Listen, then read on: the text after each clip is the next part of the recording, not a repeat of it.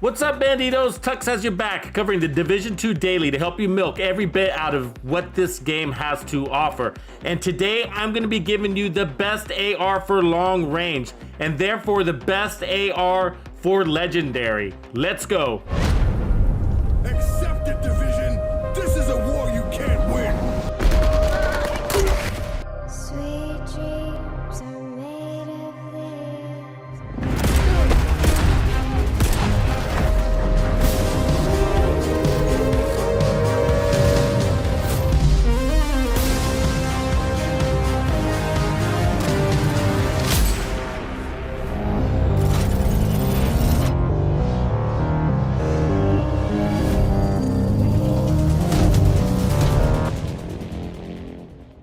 And you're live with Tux. What's going on, Bandidos? Here we are, part 2 for the best Rangers AR. And I have finally figured it out after weeks and weeks of farming to make sure I got all of the ARs available so that I can determine which one is best for long range. And I think some of you might actually be surprised. I was surprised.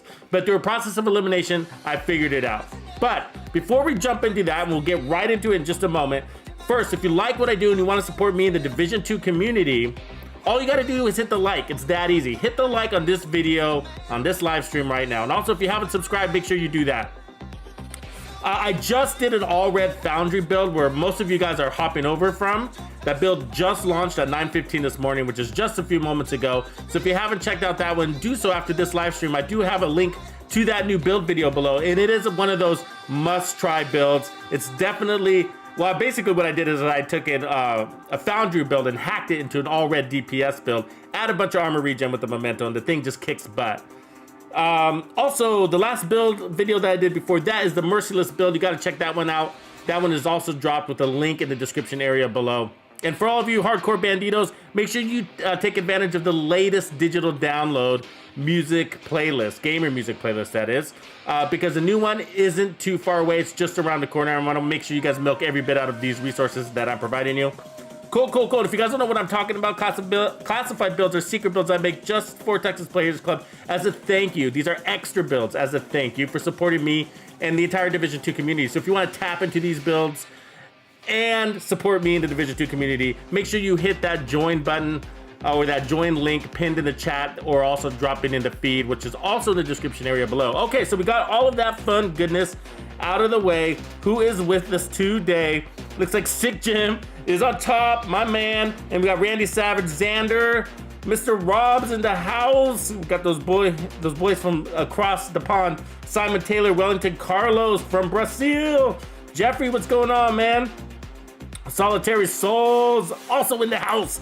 Dennis Boone and Ultra Mega Man. I haven't seen you in a few days. Ultra, what's going on, brother? Good to have you. Digital Dogs has joined us from the UK. Crack 76. Andrew Weeks. Antol back in the house. Chevy Muscle, what's good, buddy? What's good? Let's see what he says. Slaughter was a game changer for me. Then I found my favorite in-game. Game over. Yeah, oh yeah. Now I'm eagerly putting together the Contender and Red Foundry. I love the way you changed how I look at builds. Thanks, Chevy Muscle. Appreciate. I'm glad you're finding these builds too, man. Actually, Slaughter changed, I think, a lot of people's outlook on hybrids and survivability, and, you know, being able to actually get through Legendary solo or even in group a lot easier. But those are really good builds. Game Over is a ton of fun. Slaughter is still probably my favorite out of all of them. And I do have one that's actually going to be a classified build, and I am working on releasing it right now. So the next classified build just might be the best hybrid I've made to date. Possibly better than Slaughter. Just depends on how you look at it. But it's probably going to be better than the Perfect Blend, which was the one where we hacked the Striker build. So it's probably going to be better than that one for sure. Probably Game Over, and then like the Contender and Slaughter, you know, just kind of depends on your style, I think, from there. So that's huge. So if you're not part of the Players Club, join now so you can get first access to that build. Amun Ra, what's going on? Hoover's in the house, and B Tesla, Tux Magic Hat. Yep.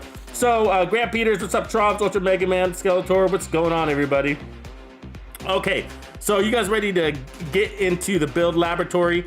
Okay, so we got a lot to cover. We really do, okay? So this is an assault rifle focused build video. And so if you saw the first one of this is technically a part 2, okay? And so these are all the long range assault rifles that I've collected, okay? And so don't worry about the stats or anything like that. because that's what we're really focused on, is range and handling at range, okay? And so basically, how efficient are these assault rifles playing over 80 meters, basically, okay? So really, I would say 75 to 100, okay? So that's the range that we're looking at.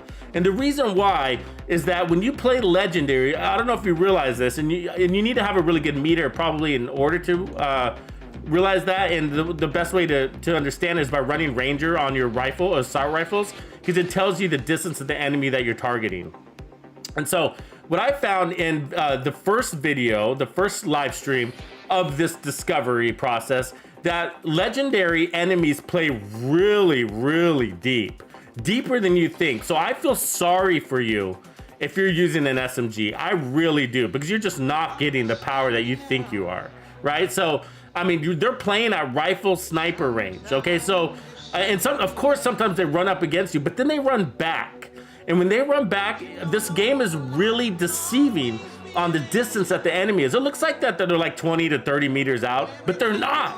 They're like 47 to 65 to 75 meters out. And it looks like they're closer than they are in this game. So just keep that in mind, okay? So that's why if you're running an assault rifle for the Division 2, which is in Legendary, it's really common to do that. And so we always look at our power, right? We're always like, oh, this thing is critting at, I mean, we all do this. We all do this. I do this. We all do this.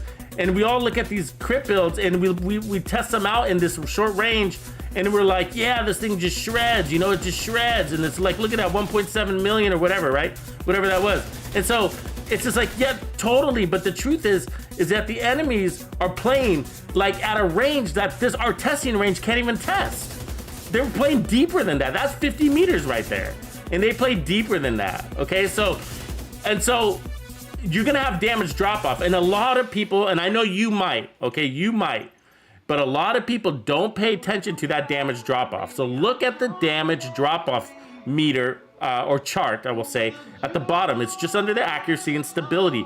That is really, really important. I look at that for every build that I'm running. Even when I'm running shotgun and SMG builds, I need to know what my damage drop off is so that I understand where my optimal range is, like for power. And so I need to know that when I go beyond, you know, which looks like about 25 to 30 meters here, that I'm gonna start getting a damage drop off, all right? And so all of these weapons have different optimal ranges. I mean, so here's a rifle's optimal range. And so what you need to know about the M1A is it's got a hard cutoff. So you don't want those sharp lines like that. So it's nice because it's got a straight line out to about, what would you say, 70 meters, 65 meters, and then boom, it just drops and it hits the floor. So basically at 80 meters and beyond, you got no power, zero power, zero. That's zero, guys. And so that's gonna hurt. That hurts you in Legendary because they actually shooting at you. Now, as you guys know, you're taking damage from way up there. What up, Parker Flywork, OG Dancing Bear? Hey, I could use you guys' help. Anybody that's on the Xbox, because I want to demonstrate this stuff in Legendary gameplay. So put on your Legendary builds. Don't jump in right away, but in a couple of minutes when we're getting close to demonstrating what these do. Anyways, so look at all. So basically what I did is I collected all of these assault rifles that looked like they had a good damage drop off, okay? And so what I was looking for is basically that smooth line. And then the farther it starts to drop, the farther out it goes before it starts to drop off, the better. Now, at the end of the day, I'm just gonna tell you right now, the best one is the ACR-E. It needs to have the E at the end of it, okay? And so there's subtle differences, but it does. Look at the difference between the ACR-E and the ACR. So the one that's the best is on the right. The one that's not the best is on the left. Now notice the one on the left has optimal range max rolled on it. So we're gonna have to ignore that. So the reality is the damage drop off is exactly the same. We see it go all the way to 100 meters, and that's what you want out of an assault rifle, where you're looking for the maximum range, a smooth slope all the way to 100. So we got that. But look at the handling differences. Wow. Okay, so that's the difference between E and not the E. Okay, ACR and then ACR-E. That's the difference. So you want the E version. That's the one that's got the best handling. I got so much to share with you guys, but I just want to cover this real quick. So we got the AUG. Also, it's also got a nice smooth dropout too, okay? But it didn't cut the list. So anything you see that with that little donation symbol on, that means that they didn't make the list. So that's a way for me to flag it. But I kept them so that I can just show you here, okay? So don't worry about the stats. We're looking at the handling and the damage drop off. So this one was good at the damage drop off. Now it starts to drop off a little bit earlier than the ACR-E, but the handling again is worse, and it's got a higher RPM. So that's the trend. The higher the RPM, the worse the assault rifle performed at range.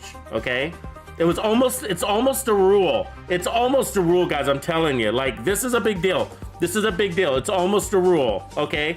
And so you don't want RPMs at range. Why? Can anybody tell me why? Well, I'll just give you the answer. The reason why is because RPMs, or speed on an assault rifle, is part of what gives you burst damage.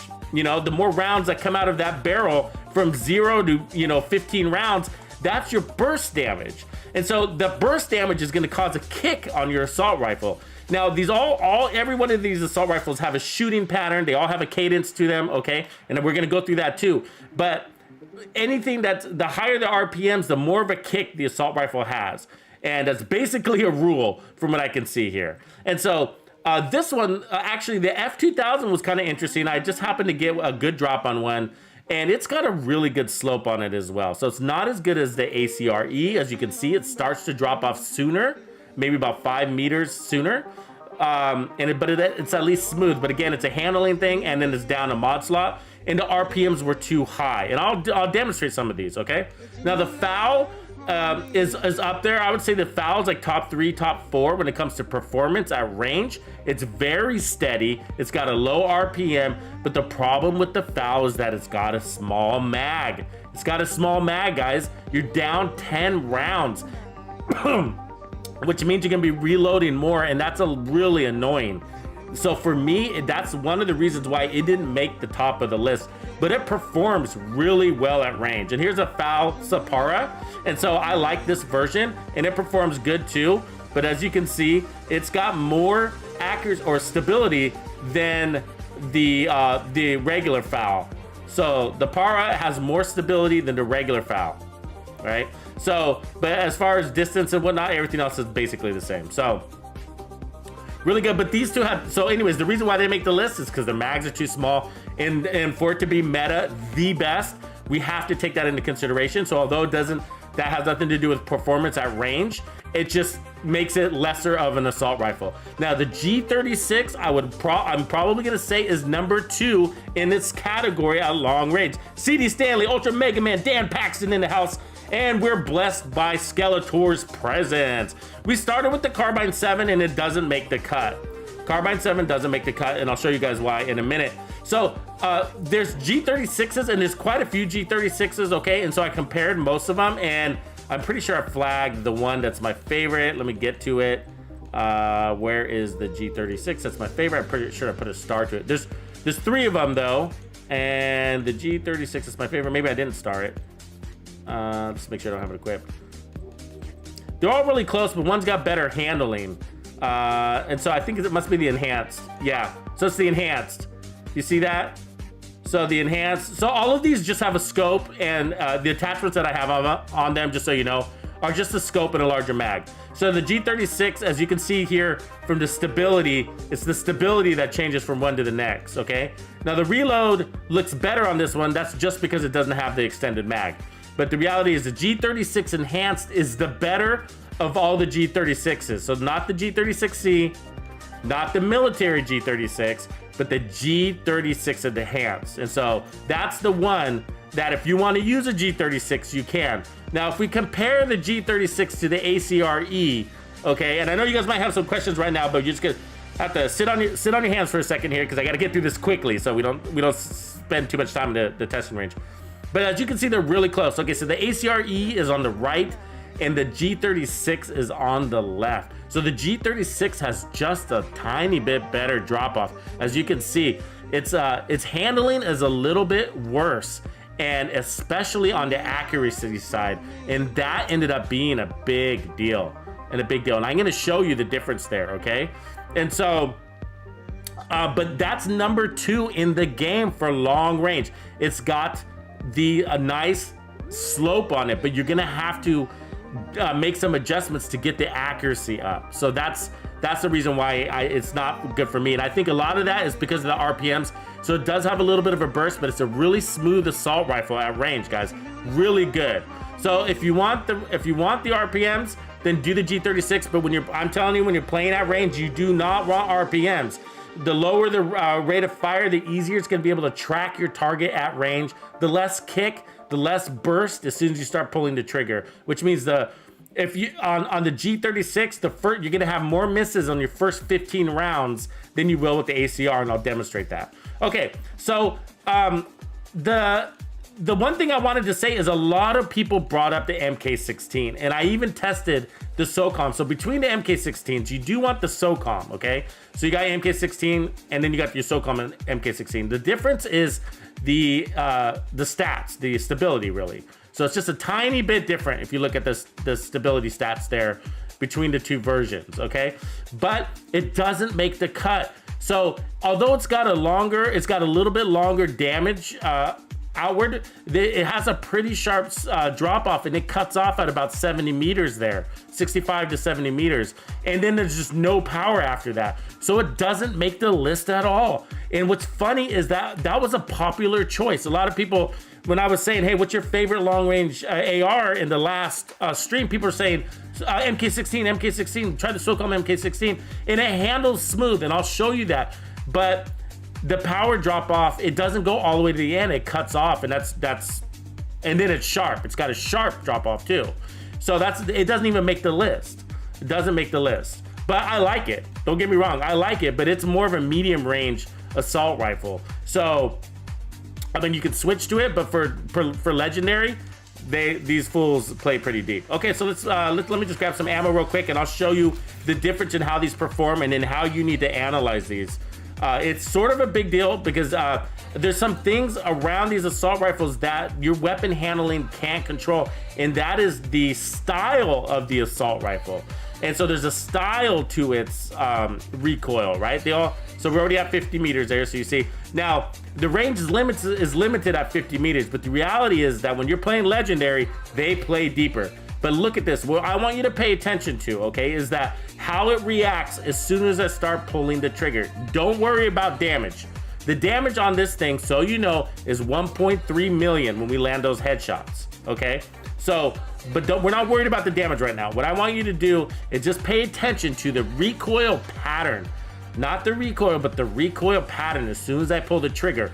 How fast can you gain control of your assault rifle after the first bullet leaves the gun? And so what I want you to notice is like, the tell to that is like, how far does it kick? If it kicks really high like that, it's gonna be harder for you to get back onto your target, who is usually moving. So you need it to be steady, and the lower the RPMs, the less kicks it's gonna have. And so this is why this one doesn't only have the best distance, it's on its chart, so it's gonna perform, it's gonna actually put more power over distance, but it's also the easiest to control, okay? So look at that. Almost no handling issues. Right after the first bullet, it doesn't bounce. Look at that. That's absolutely amazing. That's absolutely amazing. Now, when you're playing at this range, the reality is you sort of want to be focusing on body shots because the heads are just too tiny, and it's going to cause you to have a lot of misses. And the problem with that is really the expensive ammo. You know, you can be losing too much ammo if you go for a lot of headshots. So these are really, when you're playing this deep, these are really, see, there's that 1.3 million. Do you see that? Sorry, I was looking at the numbers, so then I missed.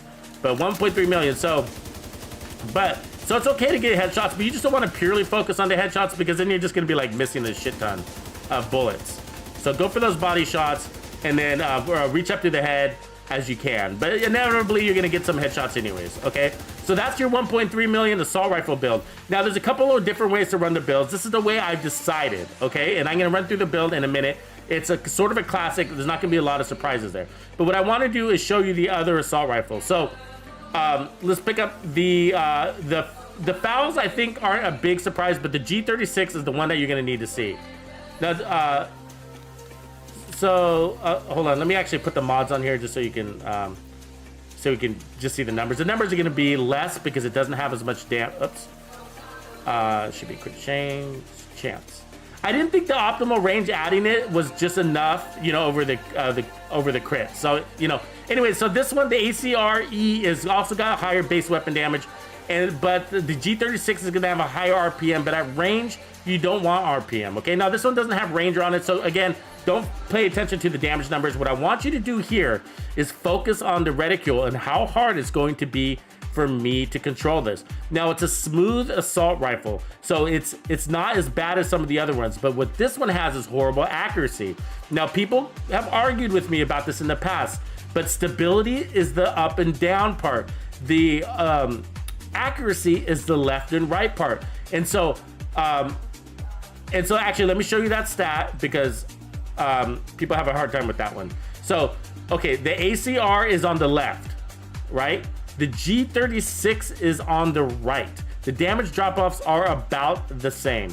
Now, look at how much more accuracy we have on the ACR. It's all the green, okay? All that green is how much more the ACR has. That's significant. I mean, it's Jesus Christ. It's almost 33% more. Okay, now, the trouble is this thing isn't gonna have as much of a kick, but it does have a little bit of a kick because it's got more burst damage. That's the extra RPMs. We don't want that burst damage at range. We want sustainable damage. And then it's gonna pull hard to the right, and I'm gonna have a hard time keeping it on center. Here we go. See that right pull? So now I have to bring it back in. So that's the G36. That's the better of the G36s. It's got a hard pull to the right. I mean hard. I mean hard. It's like fighting me. I feel like there's like a strong gust of wind that's blowing against the assault rifle. It's hard. I'm not making that up. If you don't believe me, just try it. It's a hard pull to the right. So now so what I want you to pay attention to also is that when you're testing these on your own, how many bullets leave the gun before you get control of it? Because all of them, you're eventually going to get control of it. And what I found is it's about 15%. So 15 rounds. So about 30% of your mag is going to be dispensed before you gain control over your assault rifle. And so the faster the assault rifle, then the worse it's going to handle, the more burst damage, but also the more bullets are going to go out before you gain control of it. And so that's why you want to go with one of these guys. Look at that, instant control. Instant. This is the assault rifle to run at range. ACR-E is an absolute beast. Switching back to the G36, pulls to the right. It's smooth though, not much of a burst, but it pulls so hard to the right. Oh my gosh, that's all I gotta say. Okay, so that's the G36. Great weapon. It is number 2, but you're gonna have to spend some accuracy mods or something to get control over that beast. All right, so I'm not gonna compare it to the ACR just because it is what it is. Now here's the AUG. The AUG, we'll try the AUG against the ACR-E, okay? So the AUG is the one on the right. So it's about the same on everything. Total damage. Oh wait, I'm comparing it to the wrong one. Okay, so a little less damage. It's a little faster though. Right? So don't worry about the mag size, that's just a mod thing. So don't worry about the damage, but look at the handling. So ACR-E is on the left, so we got a lot more green. And so as you can see with the AUG, it's gonna have some kick, right? It's gonna be hard to handle. See that? Again, it's a lot of accuracy issues. It's going left to right. Not so much on the stability though. That's because it doesn't have that high of an RPM. But it's got some drag, I would call it. I call that drag where it pulls left to right, but. Now, some people say that.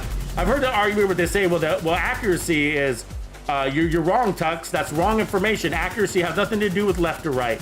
Accuracy has to do with the fire pattern of the gun.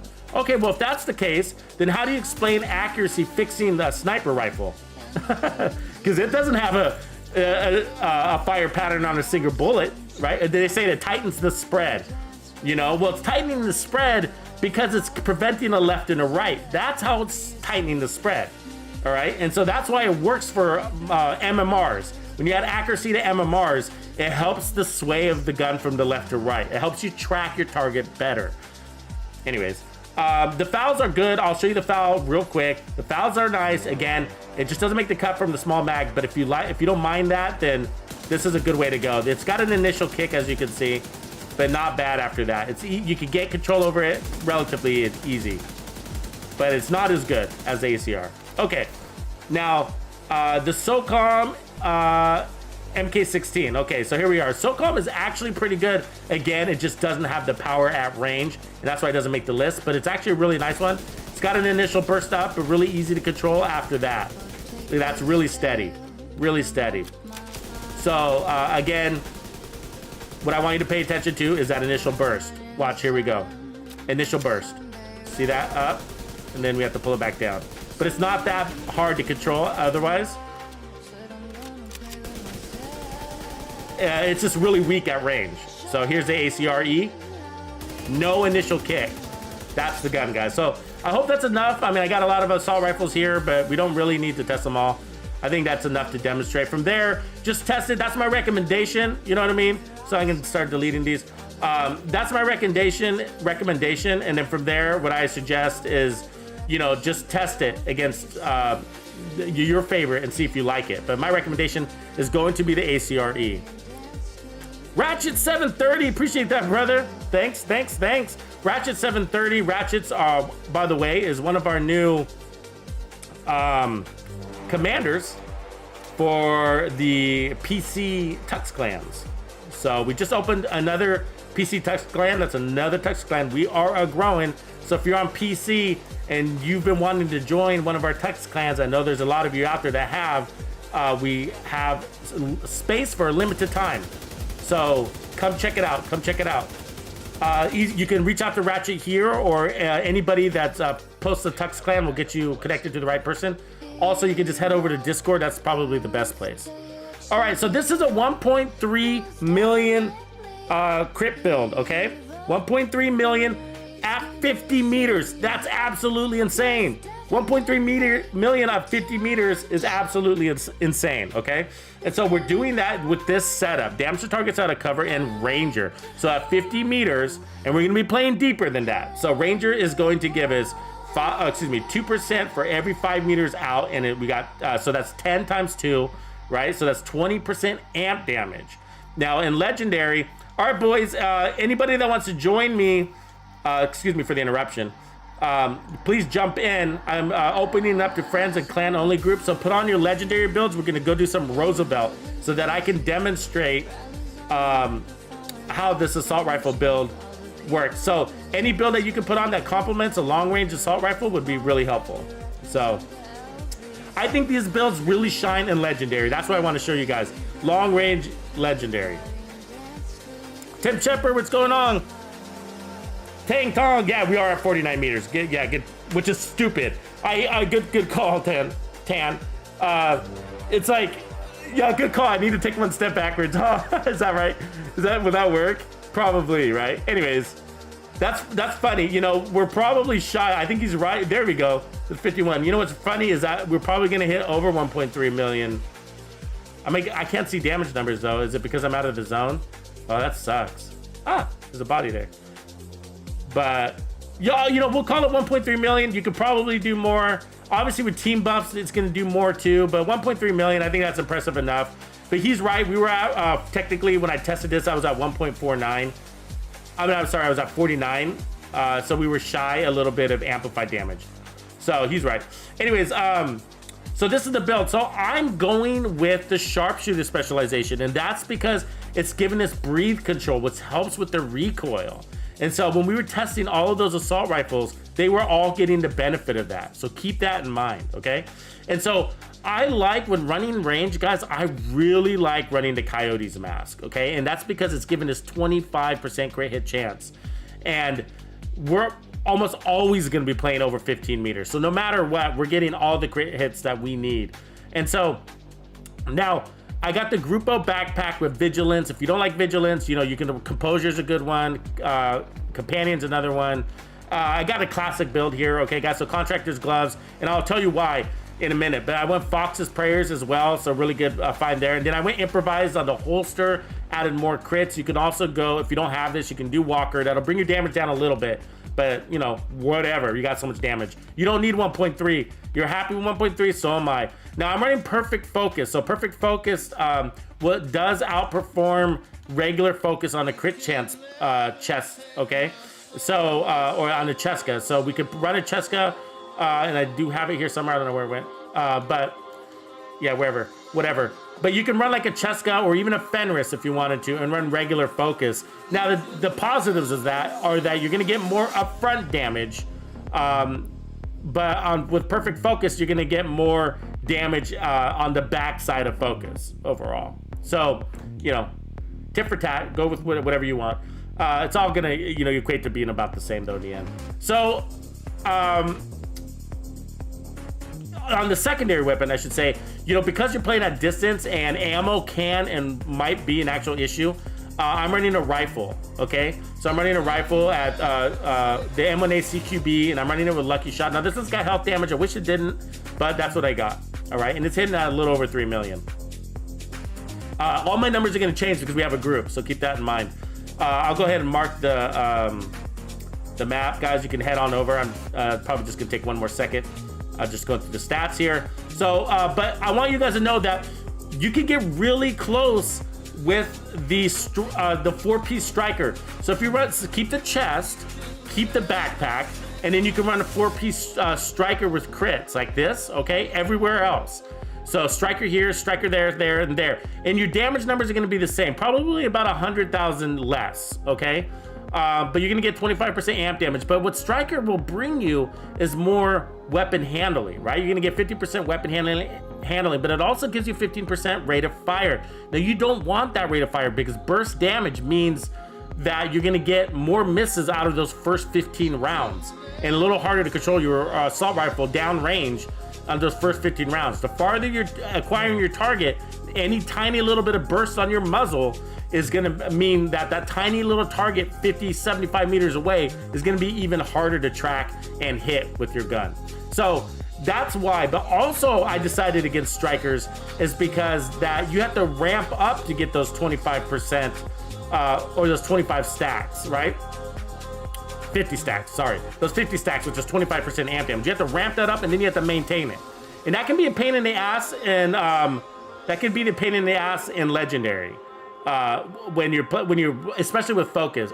So if I had the option to hit a little bit more, okay, and not use strikers, so I'm losing some weapon handling, also RPMs, but I get more power with this setup. But what's also cool about it is I don't have to ramp it up. It just hits that much down range.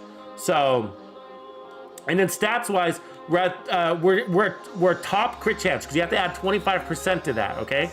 So that puts us at basically 59% crit chance.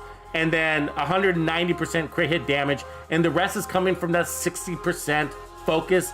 And then the Ranger talent on the gun. And we have 105% headshot damage. Okay? So, yay! We did it. Now let's go see how it performs in the real world. That's a true test. Let me just make sure I got some ammo. We're testing, and then let me head over there. And while I'm fast traveling, give me a quick second to fix my sound. It'll take me 10 seconds.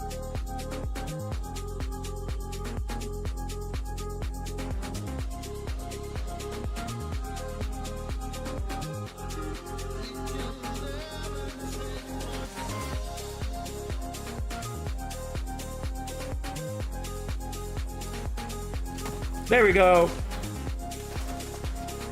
Ooh, who's shooting at us from behind? Oh, we're already taking damage for some weirdos, huh?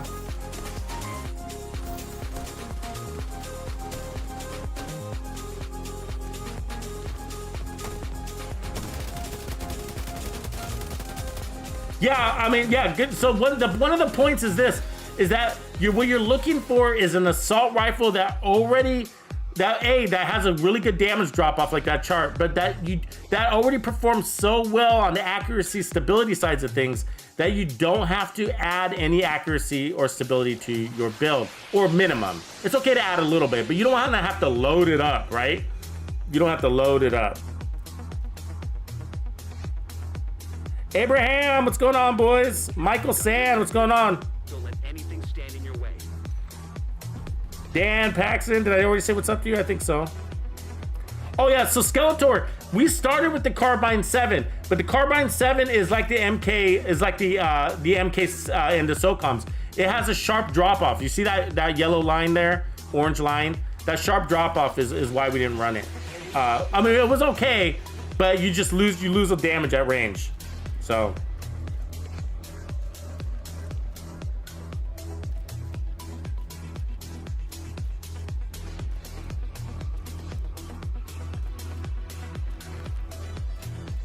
yeah, there's a lot of different builds you can go with here. So this is just an example build.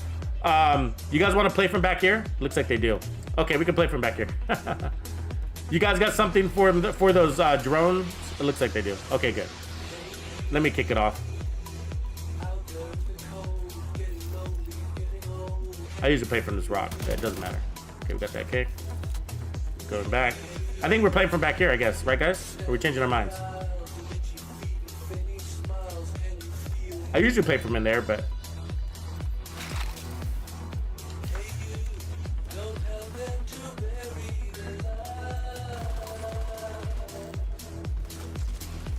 All right, and then the scope up.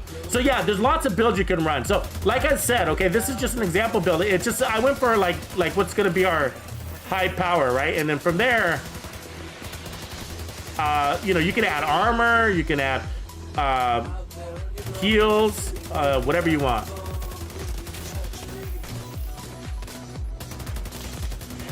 We need those guys to come enter our little zone here. Let's wait. Look at that range he's at, though. Look at that range he's at. He's at, was that 64? Is that what that said on him? Read and pay attention to that little meter, please, because I think that's what I need you guys to see, is how deep these guys actually play. That's 72 meters right there. We killed that guy at 72 meters.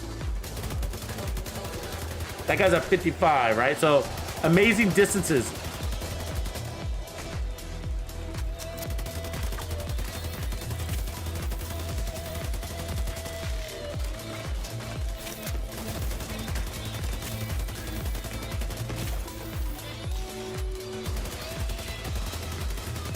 The only downside about focus is how often you have to keep your head out of cover, right?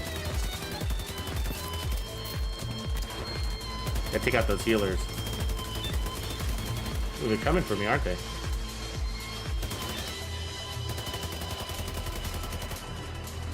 So yeah, notice that 54 meters. With some grenades.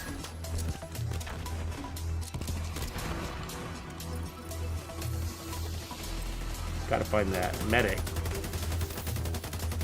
Real steady. This thing does perform like a dream, so I am liking how it's feeling downrange. When I see my target, I feel like I'm hitting him. You know what I mean?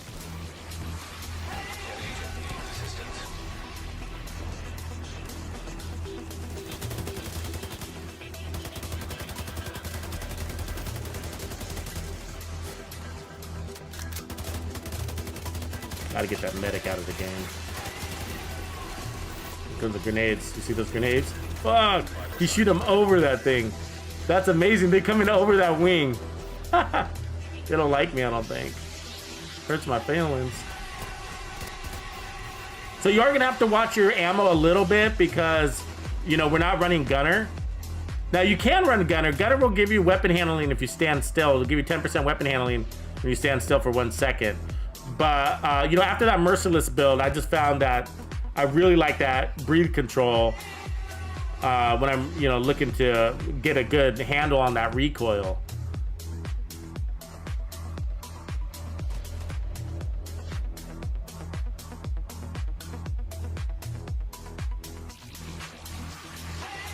Is that everybody? Yeah, I guess so. Like, kind of quick, didn't it? Or not? There's more enemies. Okay.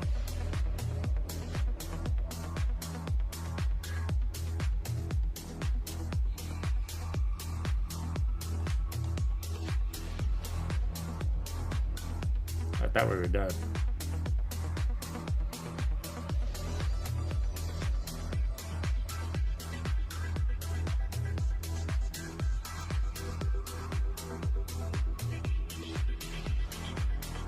Oh, there's a medic.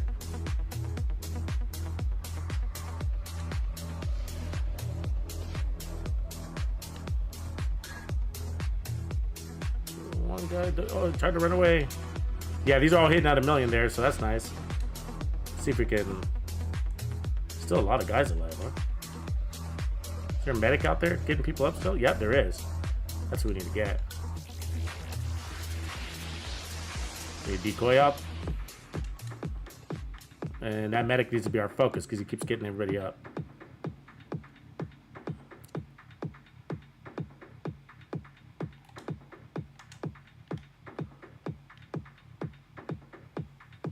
There he is. Medic down. Hopefully there's not two medics. They like to get each other up too, you know?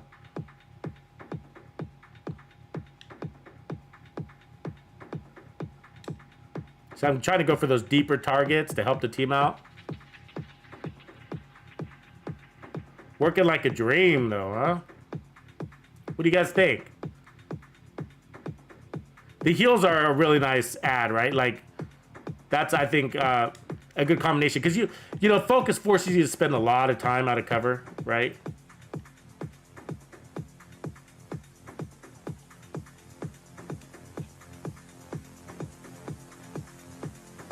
So, yeah, I'm not running Fenris. You can run Fenris. It's just that the setup that I have, MMM, yeah, bro.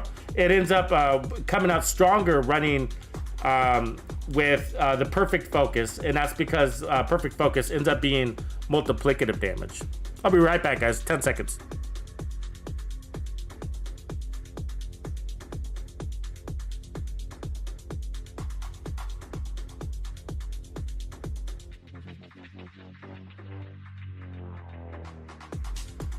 All right, we're back. Sorry, the sound. I just keep having to reset the sound. Ooh, that's a nice little walker.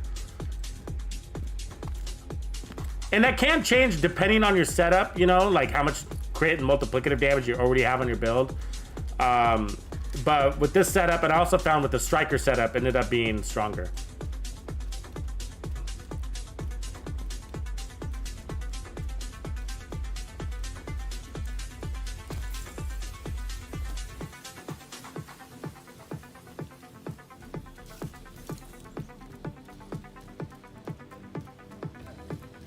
Yeah, the SVD build would be a nice complement to this as well. So who's going to be our target? Probably that head mission right there. And his little...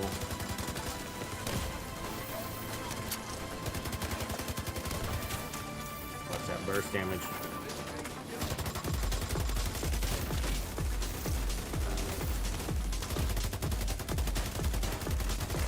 He's at 40 meters, notice? And falling back too, so. Put the grenades. Agent down.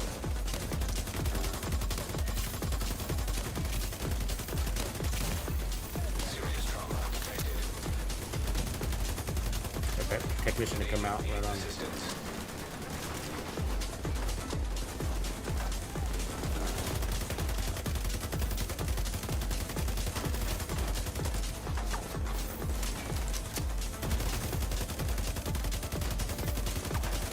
Ah, got me. Immediate medical assistance needed. Held it too long.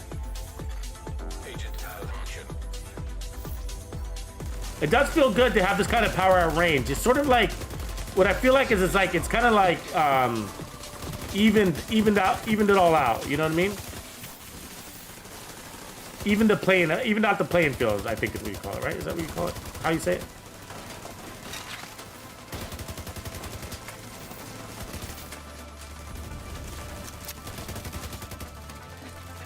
She stood me up. Luckily, there's nobody there waiting for us. Even out the playing field. Am I saying that right? It sounds funny. Even out the playing field. Huh. It doesn't sound right. Do not go gentle into that good night. Old age should burn and rave close of day. Rage against the dying. Oh, you think you're good, sniper? The wise So, yo, Roosevelt's a good test for this test setup, I think, you know, because you're playing pretty deep. had fought no black. They play pretty deep. It's an open field scenario, you know. Gentle into that good night. Rage against the dying. Standing in the open. Just to try to draw her in a little bit. There it is. 1.419 right there. 1.419. So that's the team buff probably kicking in. I didn't see her distance. I'd have to check that in the replay. But let's see what our team's running real quick. Hold on real quick, Swag. So we know what we're getting buffed with. So the healer build, so we got empathetic resolve, so that's giving us a kicker right there.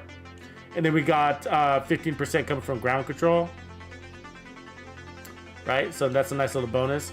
OG Dancing is giving us nothing. He's running a nice little downrange build too. Right on, right on. Marksman rifle, I like it.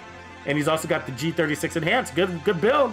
You're on the same wavelength. I like it. OG Dancing Bear's in the house. All right, and then Swag King, right on. Okay, so Swag's rolling. Oh, hey, this is an interesting build, isn't it? What's Swag got going on here? Perfect tech support, glass cannon. Okay, skill build. I like it. I like it. It's got a little bit of everything. He's got some survivability, duration there. Interesting build, brother. Like it. And then he's buffing us with that that shotgun. Is giving us an additional 20%, isn't it? So what we're gonna try to do is take down these snipers first thing. So I'm gonna put my turret out here to protect the flank. That's how I roll. Then we're gonna try for those snipers.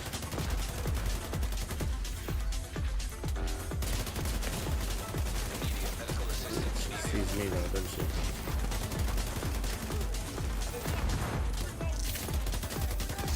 Got it. That was a headshot too. So most assault rifles can't reach that distance, so that's nice. Not with power, at least. Should be one more left. We need to get that sniper out. Because they pin you down, the snipers, so that's why they're important. There you go. Sniper down.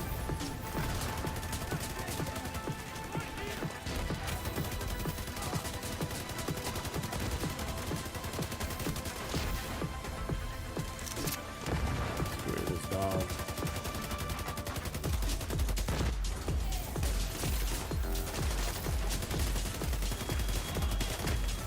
Find those drone ladies, aren't we?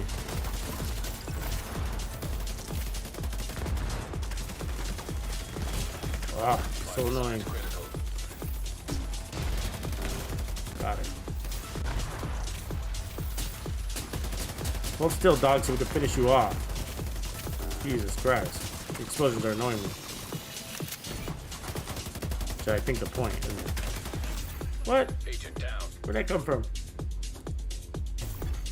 Agent killed. What? And then they got double tapped? The hell?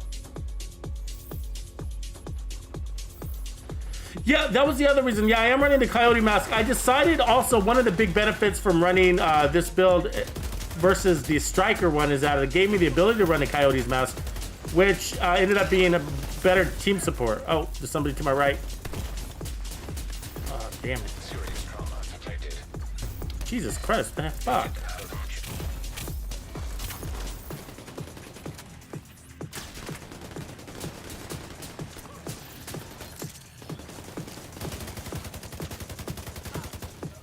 When you're running focus, you don't really want to be the point man either. So it's kind of, I should be backing up because they backed up, but if I backed up, I wouldn't have a target either. That'd be the downside. Oh yeah, like I was saying, so Striker, the Striker doesn't allow you to run the Coyote's Mask, right? And so on a 4-piece Striker focus build, and so I felt like that was one of the other bonuses for running this this way is that you can buff your team with the Coyote. Since it's sort of more of a team build kind of concept anyways.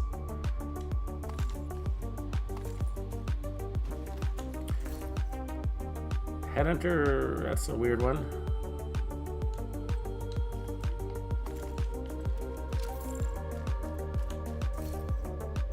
Nice one.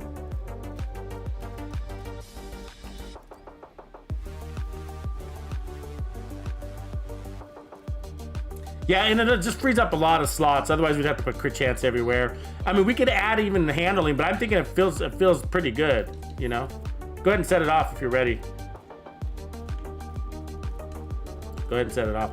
So I'm gonna play a little bit deeper, right, and then try to. Or I'll go set it off.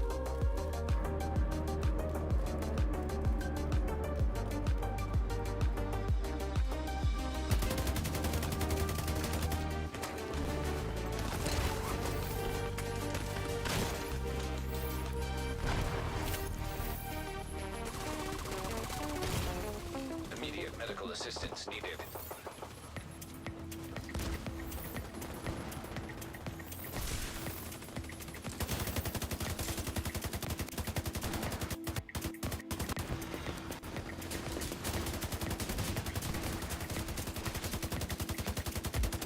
$9.43 on that dog. Go finish that dog off.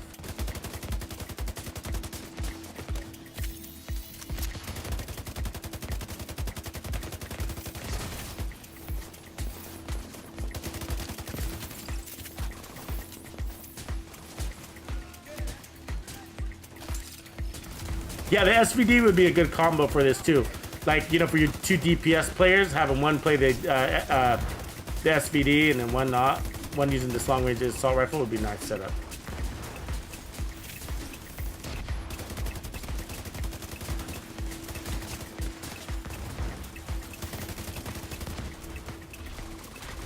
Get rid of that dog because he's gonna annoy the fuck out of us. Pick up the chug of this, play him back.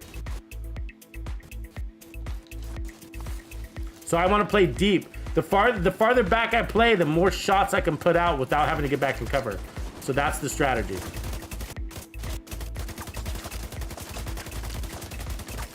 In theory. Until they're all shooting at me for some reason. You know what I mean? Until they start doing that. I don't know why they do that. Like, what? I'm all the way in the back. Like, really? Maybe because everybody's hiding. Okay.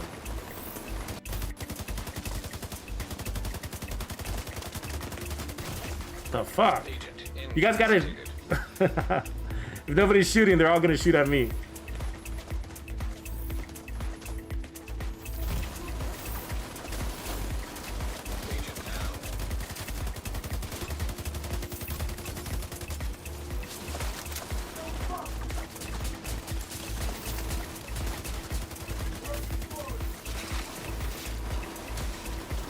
Got the bell. Yeah, we needed to get them when they were down in the valley. That agent needs assistance. You have to start over.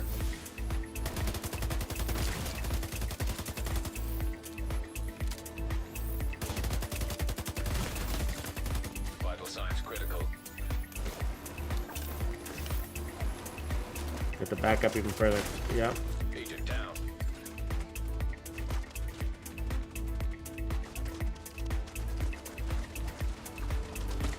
Really cool build though. We'll have to start over, but that's alright. Not a big deal.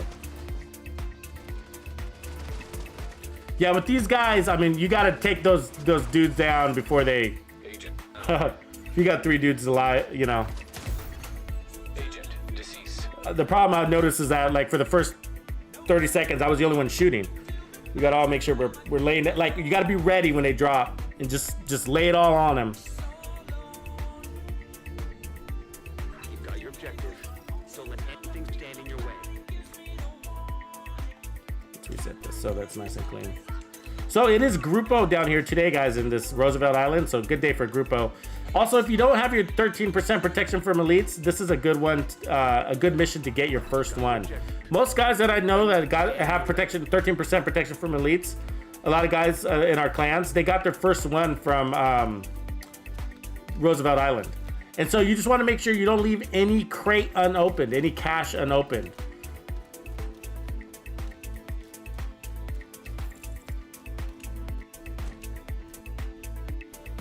So, because I got my first one here, and I opened up a cache, one of the locked ones, you know.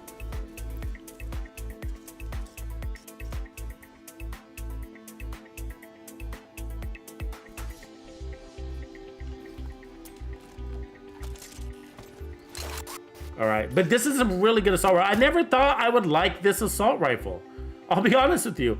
I never thought I would like this assault rifle. It's just... You know, it's just one of those ones when you use it, it doesn't feel appealing. It's kind of dull.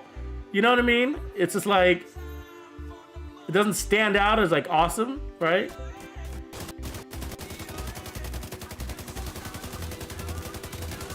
And that's because you got to use it at range for it to shine, basically. This is drone lady in the back there annoying everybody. I wish they gave us better cover out here, huh?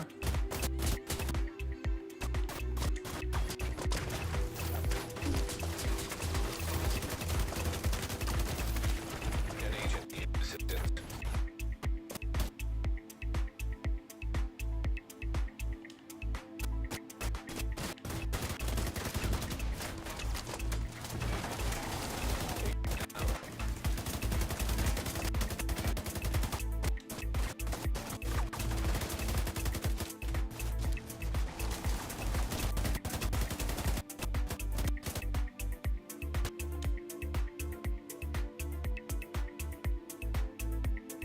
There you go, got one drone operators, a grenader.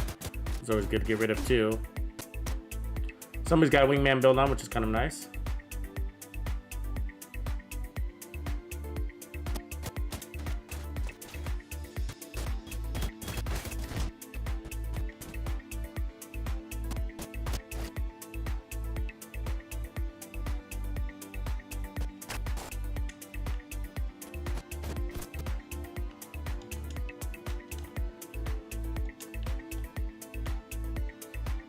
It's funny how like on this particular mission, like turrets are almost mandatory. You gotta have at least one really good turret out there, or you know, a couple of good turrets or whatever to take the aggro, you know, from those drones, because they're just non-stop, huh?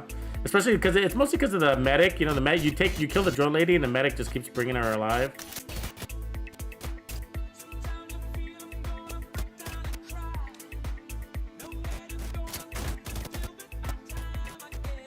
Yeah, there's a tricky little medic right down there.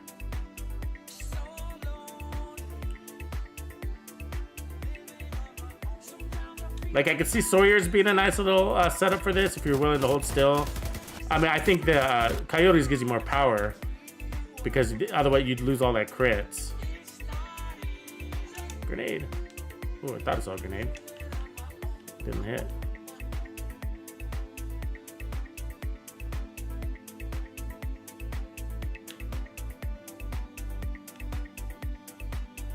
Let it on him.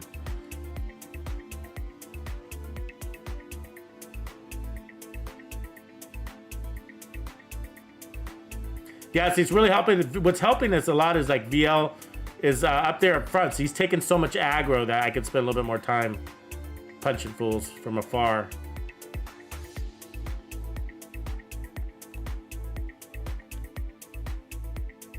And they're pretty pinned down.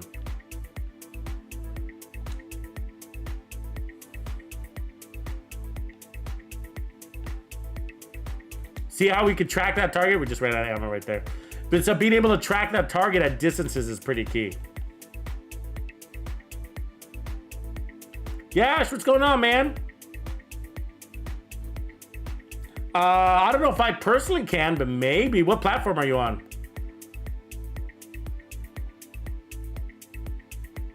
I'll show this build again in one sec, Mike. Mike rocks. Mike rocks in the house. So it comes down to the ACR-E after testing all of the assault rifles. I mean, it's possible that I missed one, but this ended up being better than the MK, the FAL. The FAL's is up there too. It's just that it's got a small mag. Ended up being better than the G36 Enhanced, both stronger and more accuracy. And then better than the MK16, mostly because it's got the MK16, as you can see, just stops at about 80 meters, 75 to 80 meters. It just dies. So this has got more power at range. And then the big winner is that it handles so well down range. You don't need to add much of any handling. The only handling mod I have is this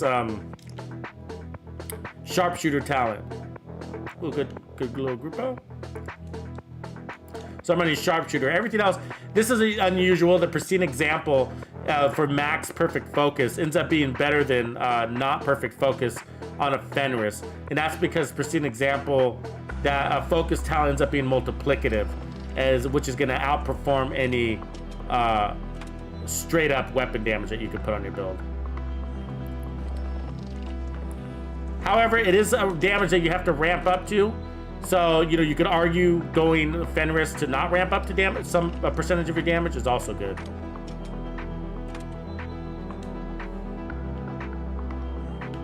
Good blind fire weapon too, by the way.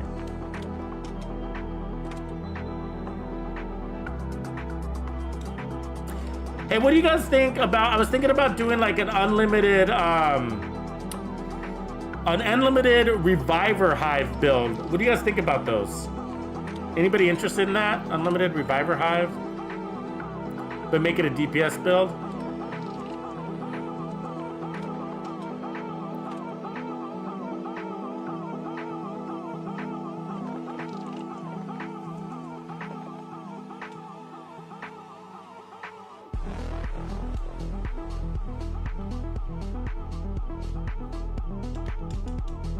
Actually, the best spot in this little area, if you didn't know, is this door here. So work your way in here, and then it's a nice high cover.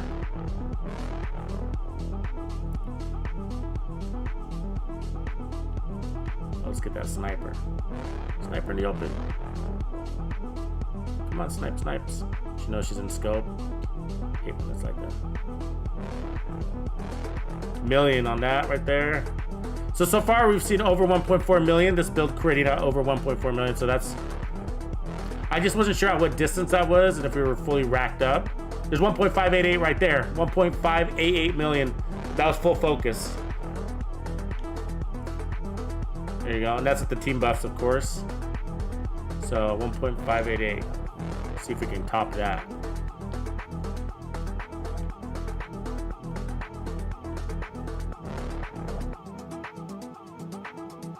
Can shoot and fire too, real steady, little steady animal here. 1.693, woo! That felt good.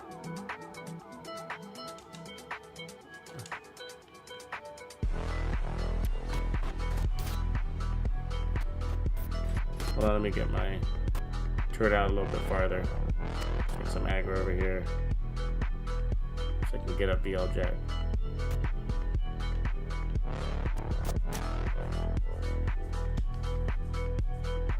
Oh, getting hit by grenades. Did not hit me with that explosive. Ah! As I was healing. You guys like that idea? Okay, cool, okay. Oh, Steffi! What's going on, Steffi, Ginju? Yeah, I love the rail splitter. Love that gun. It's amazing. One of my faves. Agent vital signs 0.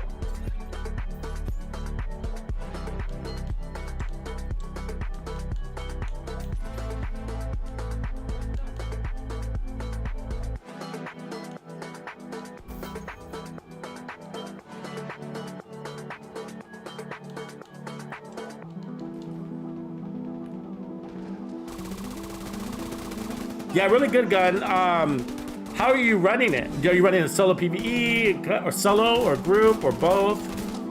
Running it with Striker. Striker can be nice because you get those stacks pretty quick.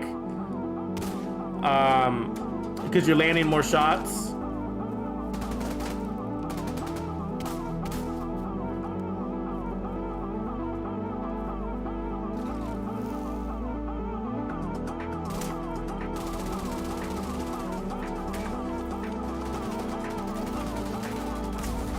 You might need to switch to your test subject swag. I think you are. I think you were right there. Yeah, because the problem with the shotgun is you don't have any range. You know what I mean? It's like, it's kind of funny because that's exactly what we're talking about. These guys play so deep. I know it looks like they're rushing you or whatever, but 99% of the time, they're playing like really deep, right? Like really deep.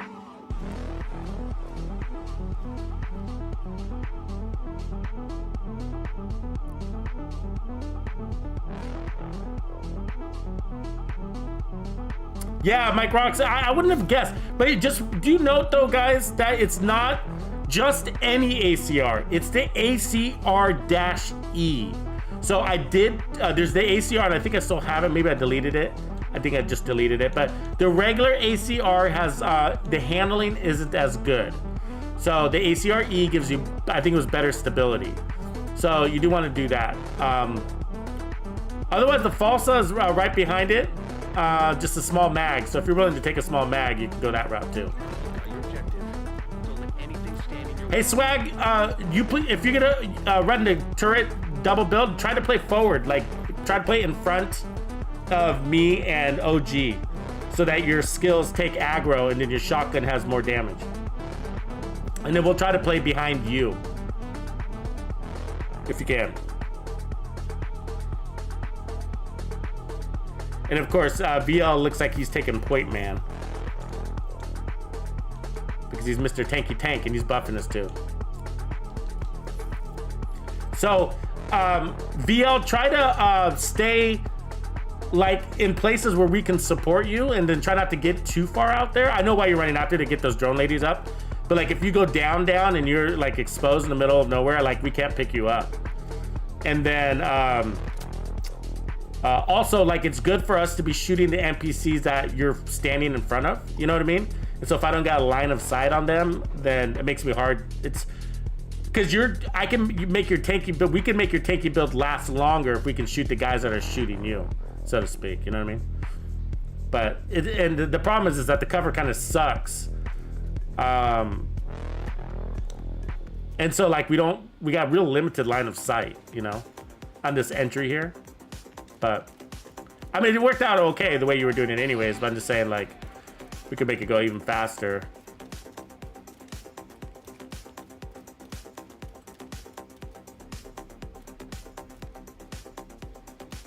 Oh yeah, well my server might be far away from you where you play from.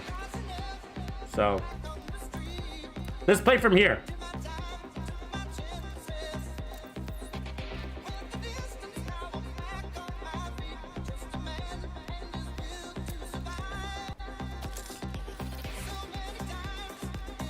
And the only reason why I want to play from here is just because this cover's a little bit nicer. It's like kind of gets real crammed up there.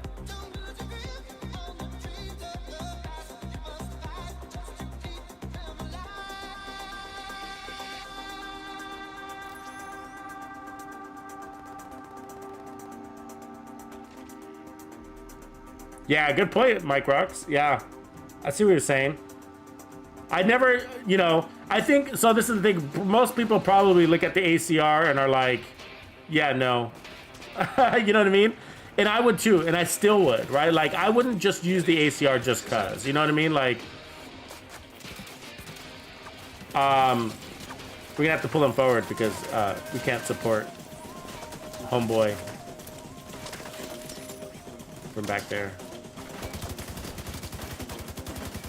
Like I would only use I guess in legendary scenarios because I mean maybe a little bit in heroic, but if I'm gonna play deep or against an enemy that likes to play deep, but like you know when you're playing in a lot of other content you don't need as much range. But I just think for like legendary, Assistance needed.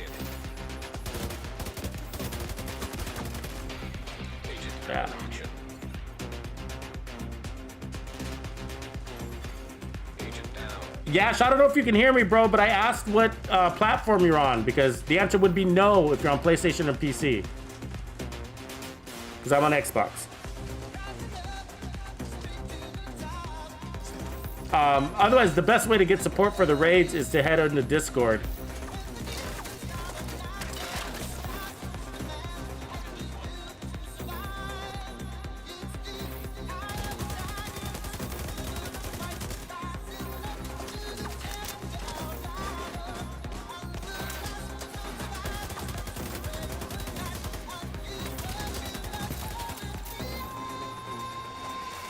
We have, like, so if you are on PC or on PlayStation, we got multiple clans on each of those platforms. Oh, that reminds me, we do have, we just opened up another new PC clan.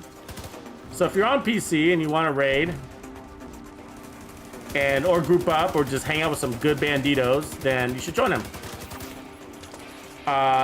Spots fill up pretty quick. We usually fill up a new clan in about 2 weeks, give or take.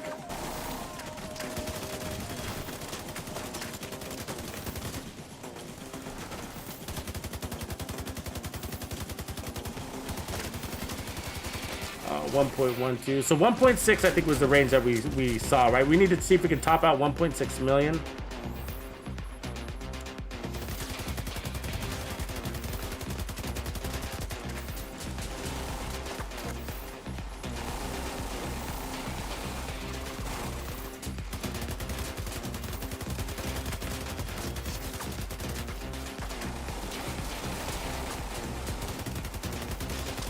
Medic.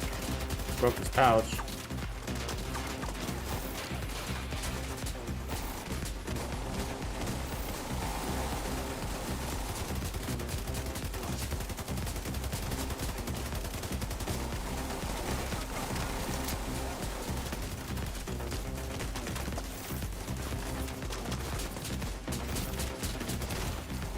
Serious trauma detected. Yeah, we're taking to the Jaguar here. Agent down.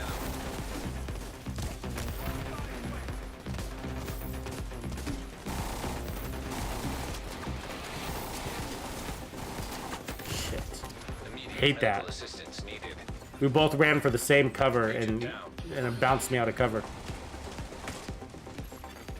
An agent. The game should adjust for that, you know what I mean? It's just like make one of you scoot over. We're getting slammed. I don't know if we can make it. Serious trauma Yeah. detected. Agent deceased. Agent down. Haha, Captain, you're funny, man. Welcome to the game. Got your objective. Don't let anything stand in your way.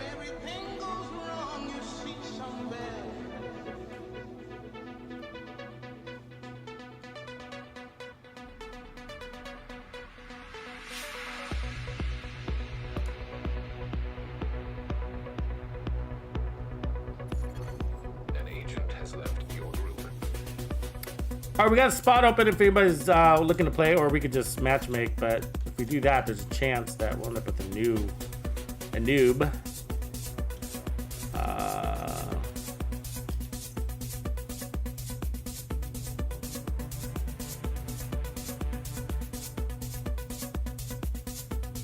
I don't know, but all the platforms are pretty busy.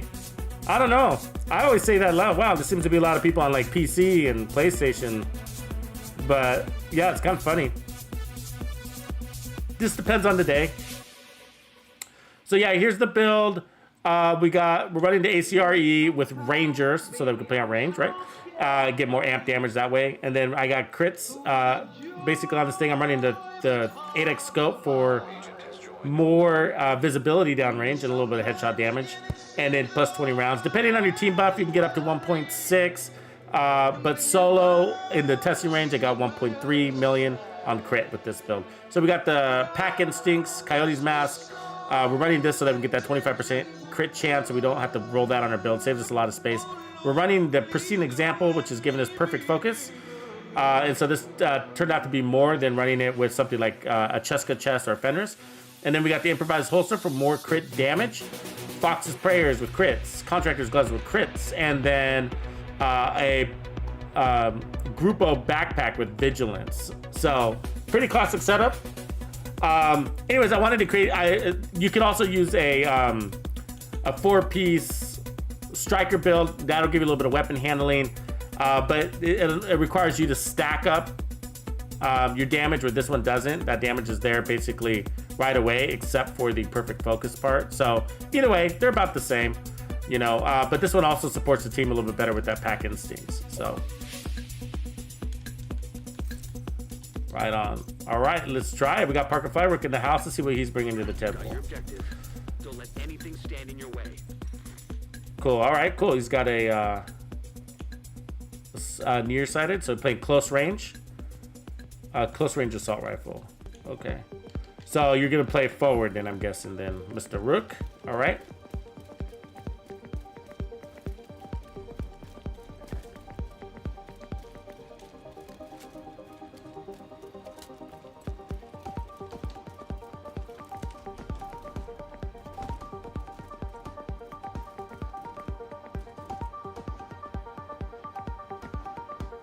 It's all good, Dragon.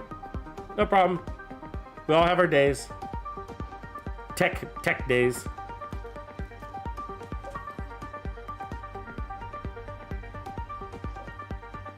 Yeah. Sorry, we fill up pretty quickly. But if we don't clear here, it might be my last run. Go ahead and kick it off, whoever's point man.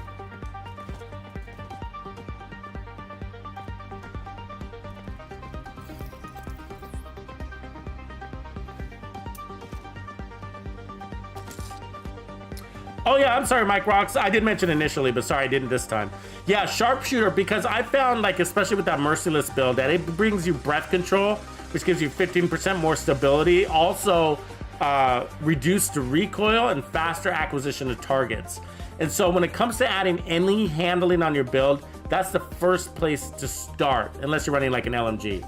But for like assault rifles and rifles or marksman rifles, I figured that's the, through testing, I have found that is the biggest impact to your build that you could make. Dead agent needs assistance. That's right, yeah. It's for breath control, and it also gives you a little bit more headshot damage. But I found it was the biggest. It was the biggest Down.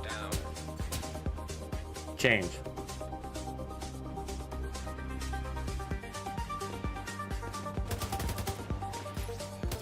$1.4 million right there. Oh, if we get that medic, that'll be nice. If we get that medic. Nice. Smashed him. Smashed him. Good. You don't want those medics. They're a pain in the ass. Because you can kill all those drone ladies, and then the medics just get them all up again. And then they multiply the medics, right? Because they have those little drones.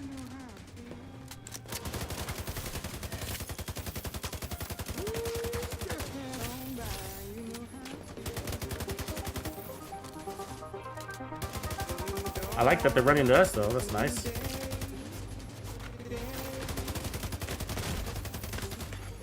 Wow. Signs critical. Dead agent needs assistance.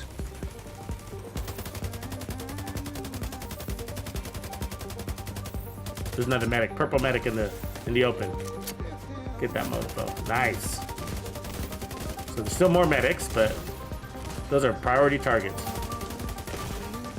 Serious Oh, trauma. that grenade coming.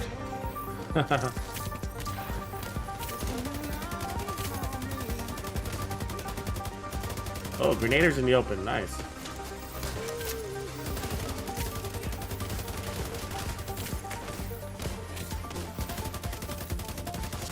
$1.1 million right there. So 1.6, almost 1.7, I think is the max that we've seen so far. Who the fuck is shooting? Oh my god. Really? Are you watching that? Through the trees. Yeah, I could do that too, asshole. There. But the fact that he saw me through the trees is bullshit, don't you think? Agent down.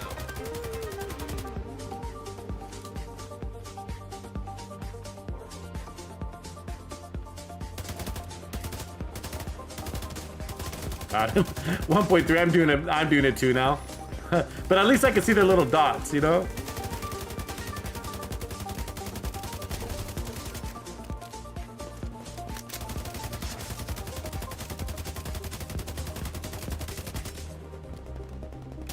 Ooh, there's a medic. That's a medic. Two medics. Two medics on the right. Dead agent needs assistance.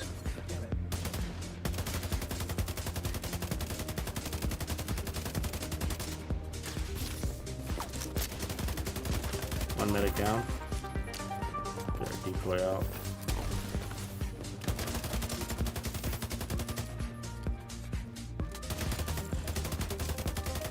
It's a solid build, guys. You'll have fun with it. You know, so I think the only thing I would add from here is probably some steady heals, something that's just kind of constantly healing. Now, obviously, we got the drone, but you could add like a repair skill mod or a couple of repair skill attributes, whatever you want, just to heal up a little bit faster. Now, you know, this is a nice setup. It just, you know, the team is synergizing with this a little bit, right? Who's alive? Anybody alive? Switching to my rifle for ammo reasons. Just a couple guys. You know, so if you're running legendary, you know, there's often a healer, so you can bank on that too.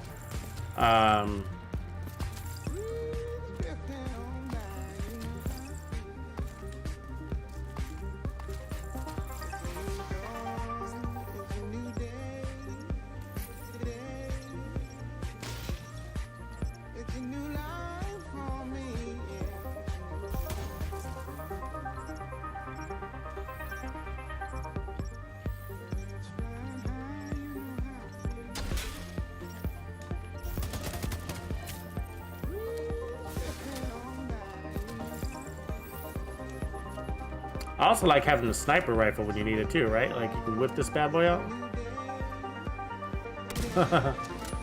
There's just a couple dogs left. All right.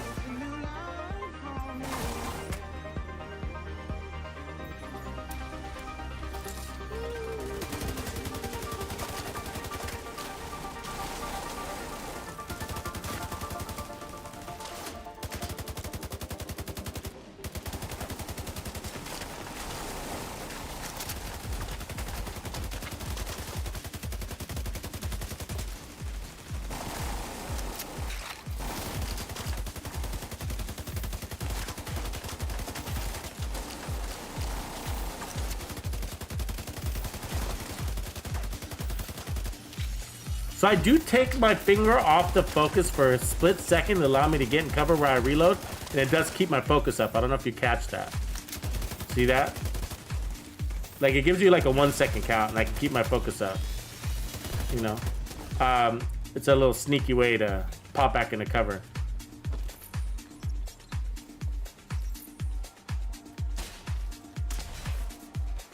Yeah, my drone might be pulling aggro. Yeah, good call.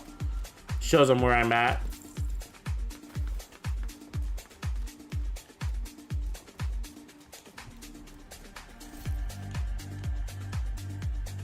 Grupo with Vigilance, Hasbro, crit chance. Well, maybe they want it.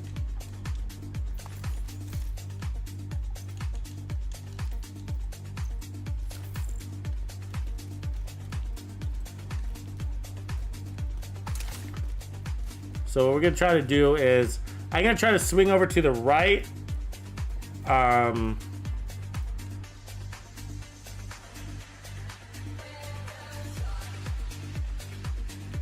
To where that door is. It's sort of the best cover. Yeah, this thing just has no burst damage, no recoil. So again, like, might not be your favorite ACR if you're playing in close range, but look at nice high base weapon damage, 152. Woo. They're ready. All right, let's roll. All right, Samamoto, there you are.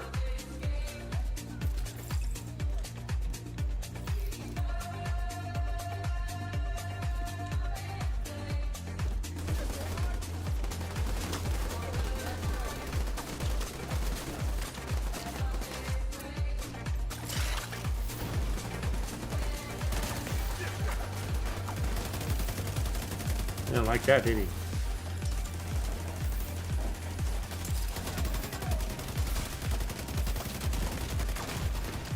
Vital signs critical.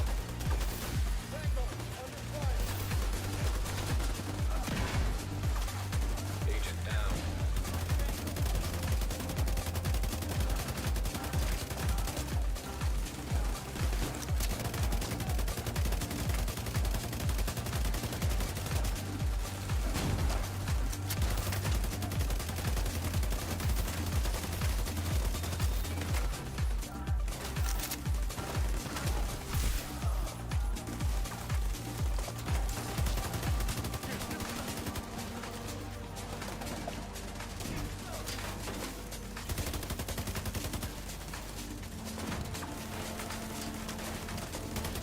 Come on, show me that. There it is.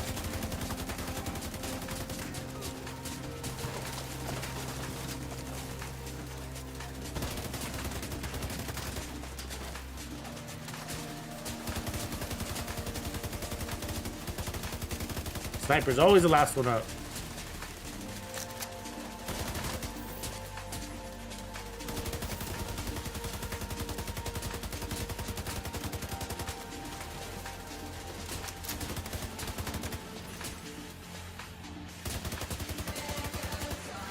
Win 2 right there.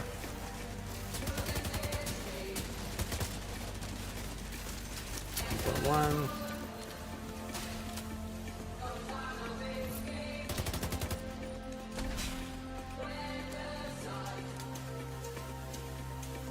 Yeah, I wish we had more healer options, you know what I mean? Like, you know, strong ones that, well, we will, I think we will when they change the whole specialization thing, you know? They're gonna give us I think they're gonna play back. Okay, if they play back, I have to play back. So we won't.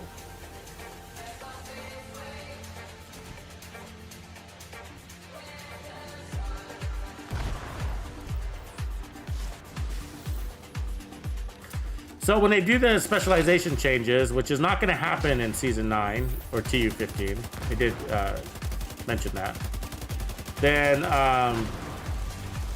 there you'll be able to use like the Mender Seeker, which is not the best healer, but you can. The problem with the Mender Seeker is that it wanders, and sometimes you need to be selfish with the healer skill that it's not very strong.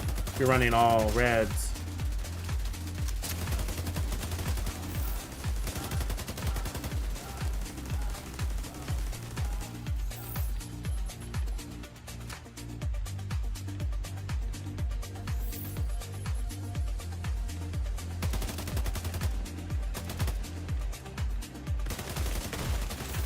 Immediate medical assistance needed.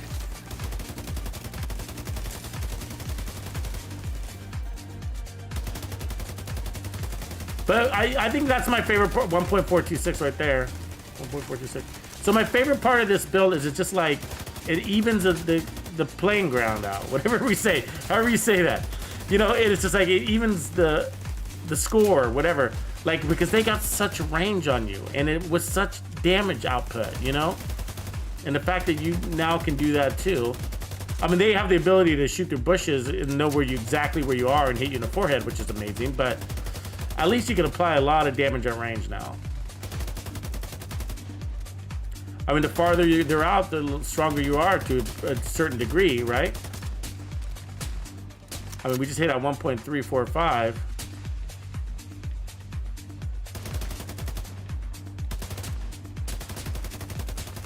.326.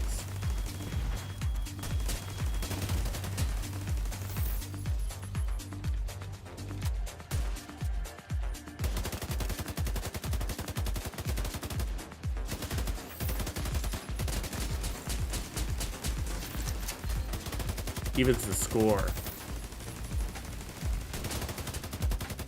1.35.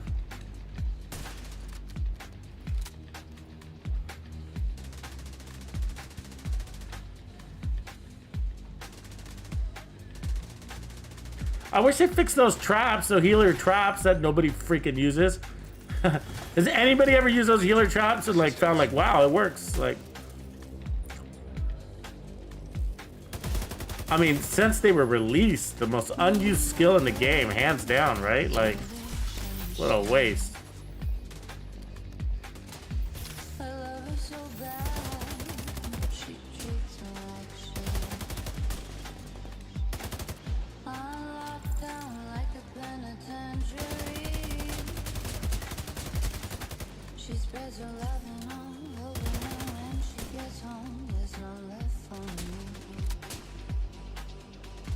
Here we go.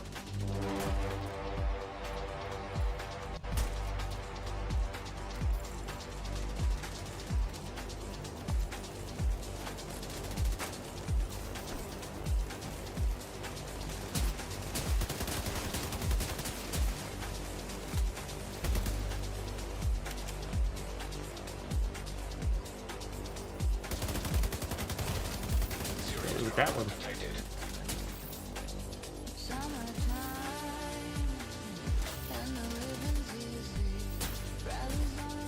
She's not gonna come up. She knows she's in scope. Here she is. 1 million right there. I think that was all of them, right? Yeah. All right. G unit in the house. Levels the playing field. Thank you, Tim Shepard. It just sounds weird. Levels the playing field. Levels the play. The way I was saying, I don't know what I was saying before, but it was just sounding weird out of my mouth. It was just like, what am I saying? Why does it sound so weird?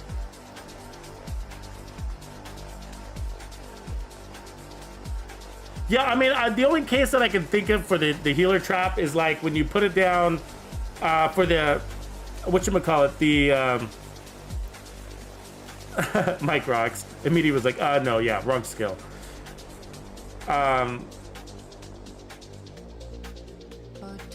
the hazard protection, you know, but you gotta have it on overcharge for that to work, and that sucks, you know.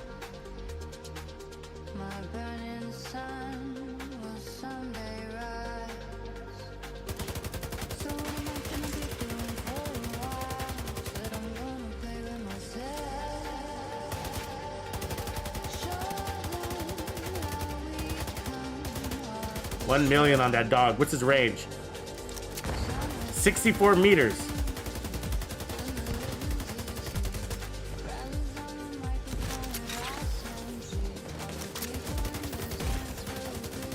Medical assistance needed.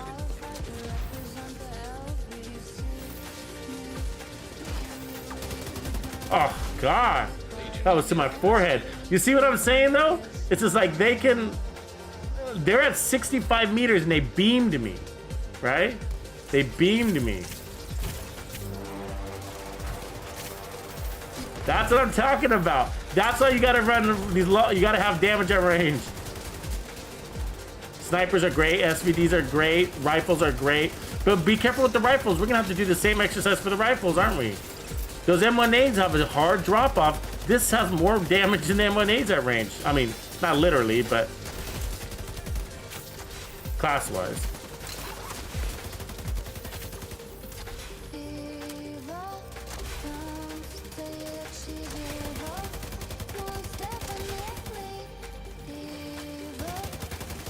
$1.38.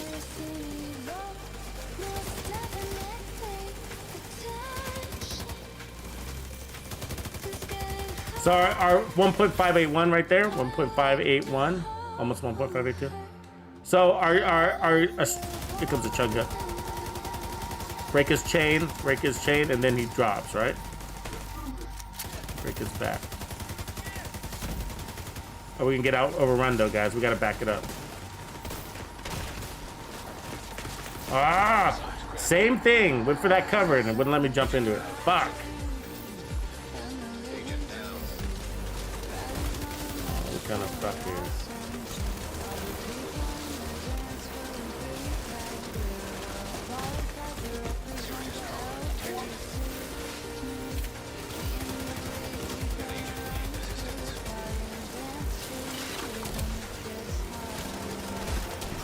I don't know what it is about this. This area is not hard, and we can't clear it.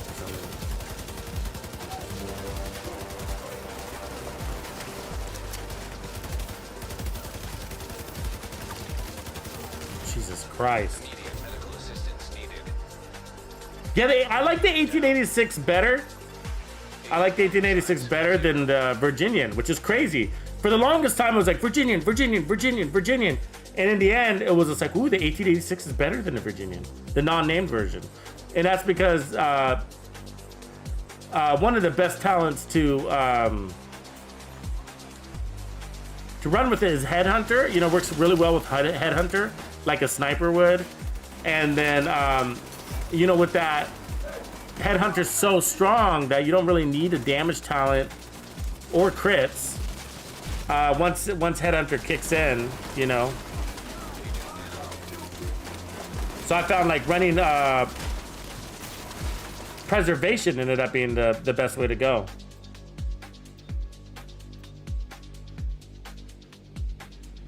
Steffi, exactly. That satisfaction from those headshots. That's why I think I love the one-shot headshot builds. It's like a skull crush sound. It's the same sound. I'm pretty sure it's where they got it from. Like when you open up a fresh, cold can of Coca-Cola, you know that. It's that. That's the noise. That's the noise.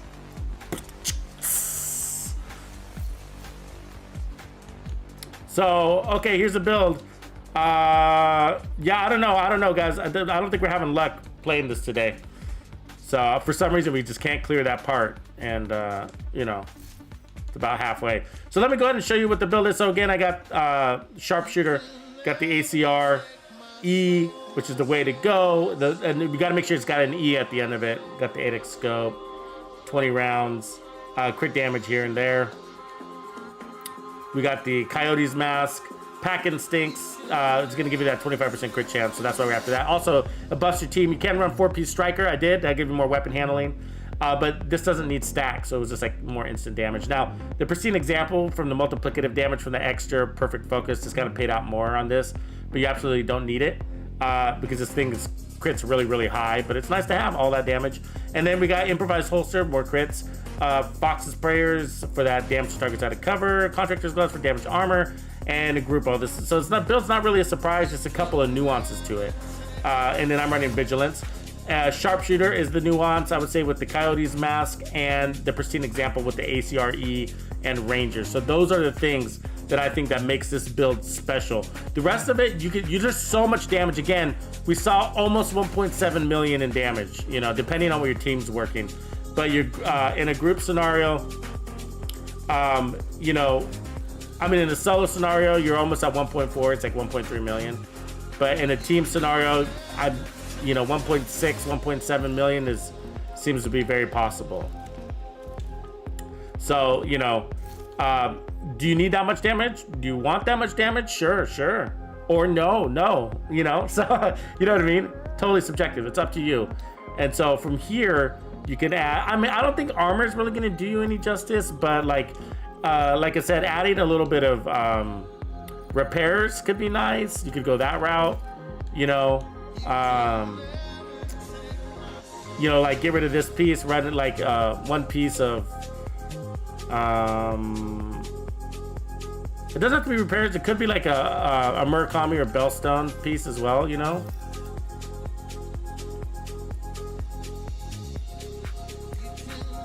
Okay, guys, we got to do it this time because I'm sick of playing the start of this over and over again. And I mean, if we can do this solo, we can do it as a group.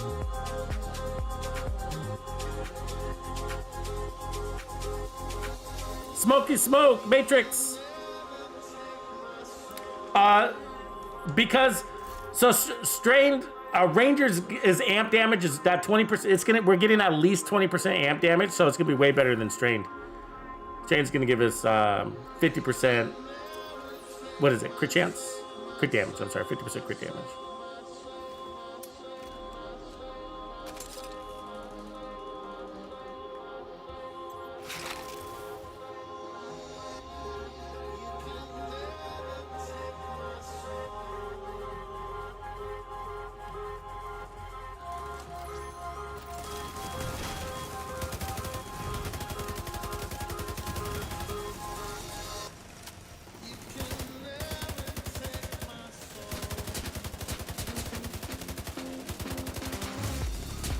Healer to open.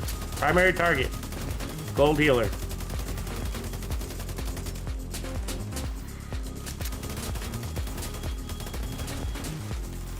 Do we have anything out there to help us?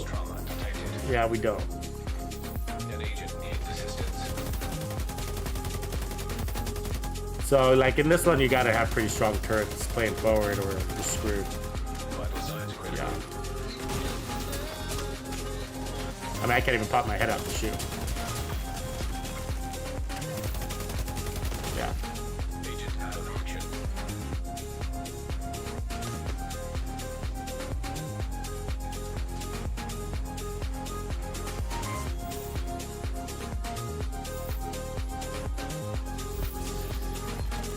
Let's see what we're up against.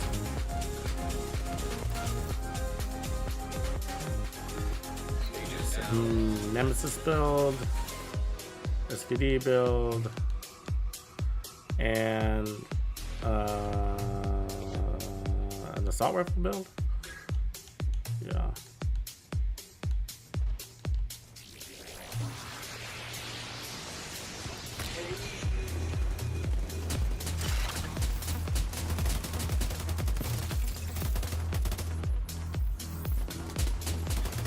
An agent needs assistance.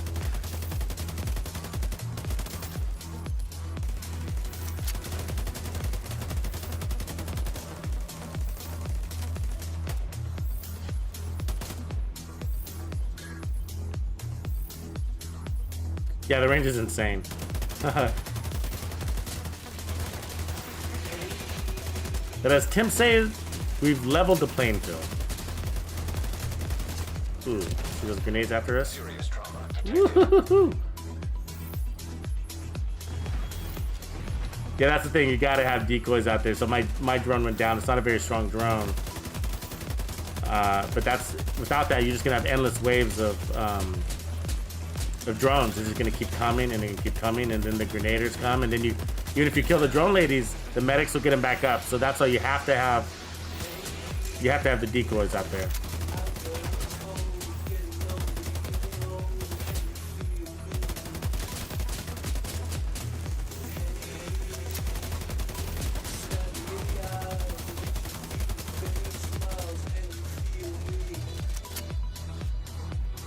They were shooting through the bushes in the last round. That's like crazy, right?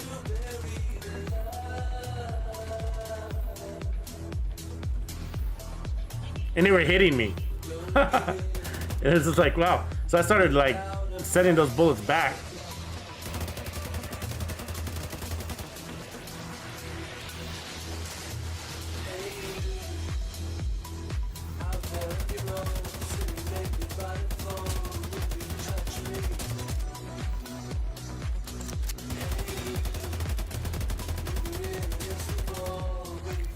Yeah, but I think the important lesson for the day is knowing the assault rifle that's best for range, and then from there, you know, just you got a lot of options on your own.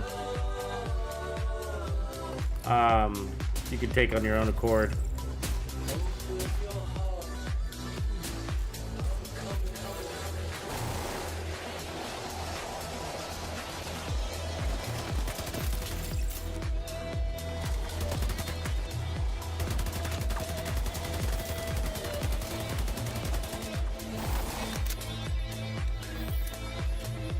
Where's the other dog? There should be 2 dogs. Did we already get it?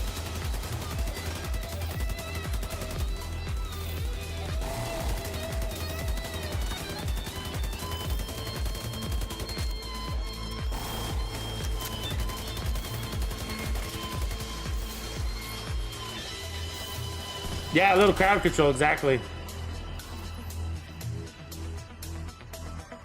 Yeah, in sync would be good. I've just kind of, yeah, that's a good one. I mean, totally Matrix. I don't know, but you know, we're getting that. Just pay attention to the numbers. I'll call out the numbers. I'll call out the Ranger numbers.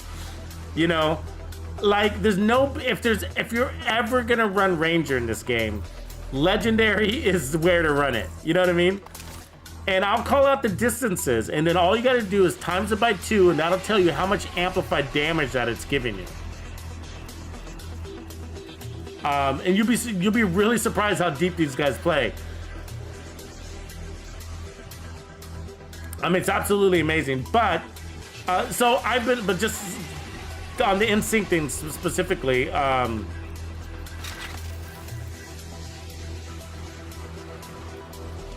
I've been using in-sync on builds, you know, on DPS builds, you know, just to take advantage of talent.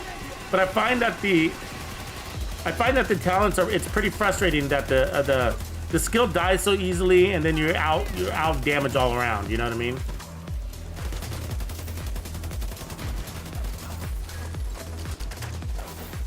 If there's one thing I would change, it would just be my own personal healing scenario. I think that'd be the only thing I'd change. You could also add a little bit more weapon handling if you wanted to, but this assault rifle is pretty fucking stable, you know?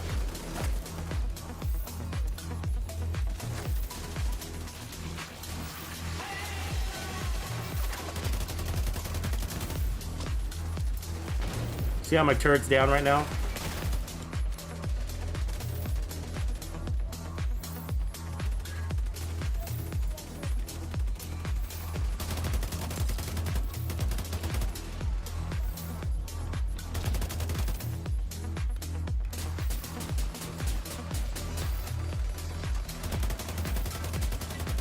That dumb drone. Just have something to shoot at.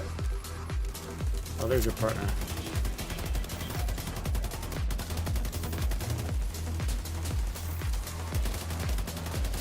.36. I didn't catch the range on that. The guy's at 30, so that'd be 2%. Let me see, 6, so that'd be 12% amp damage right there.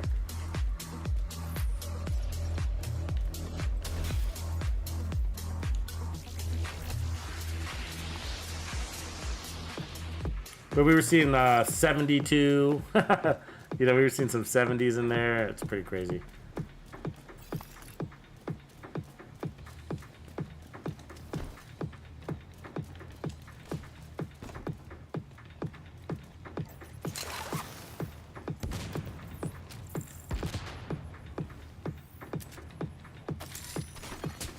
An agent needs assistance. 55 meters right there.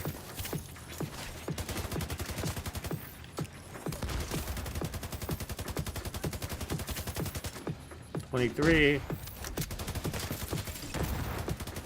$30.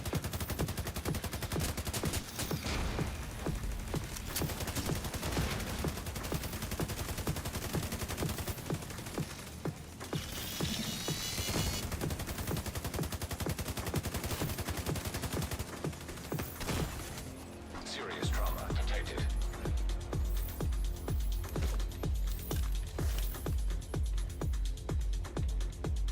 Yeah, super. Or like maybe like an RNK, an RNK with like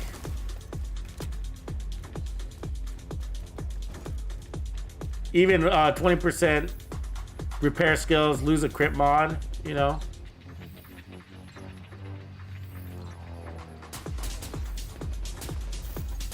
Guys, if we need to play even farther back, we can do that too.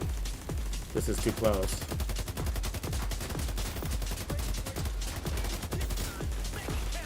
An agent needs assistance.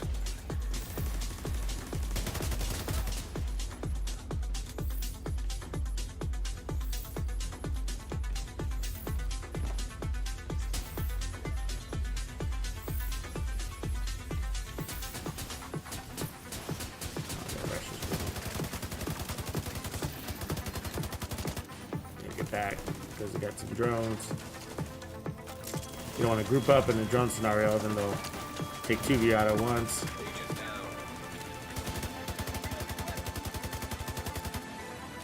So our number one issue is we don't have anything except for we don't have anything major pulling aggro for those drones.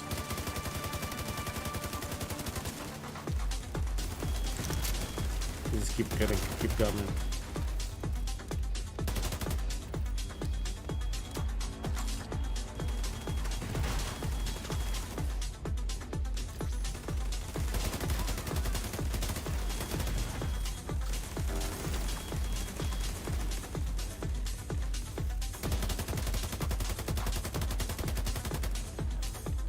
Let's take a look at these builds. He doesn't have a line of sight for the Mantis. I think that's An agent hurting him a needs little bit. assistance.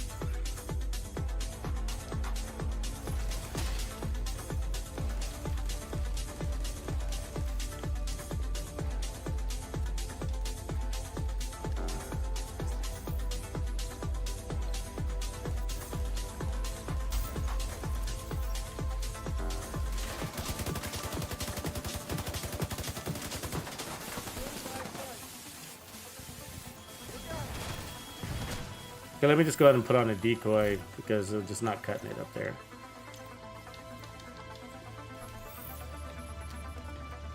If I didn't need my heals so bad, I would get rid of those too. These guys are getting slaughtered. Hopefully that decoy will do a little better taking those drones for him. Let's clean house from there.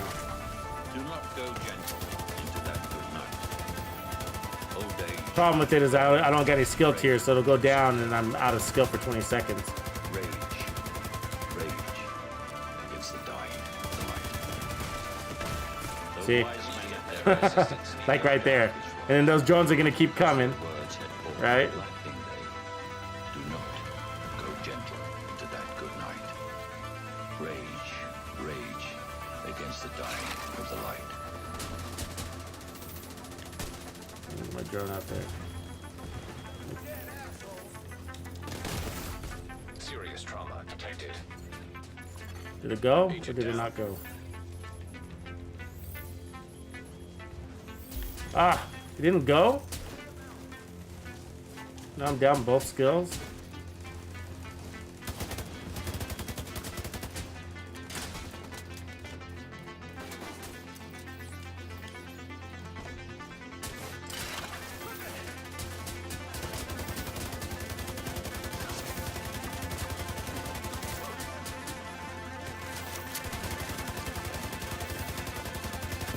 1.4 right there. That wasn't even at full range.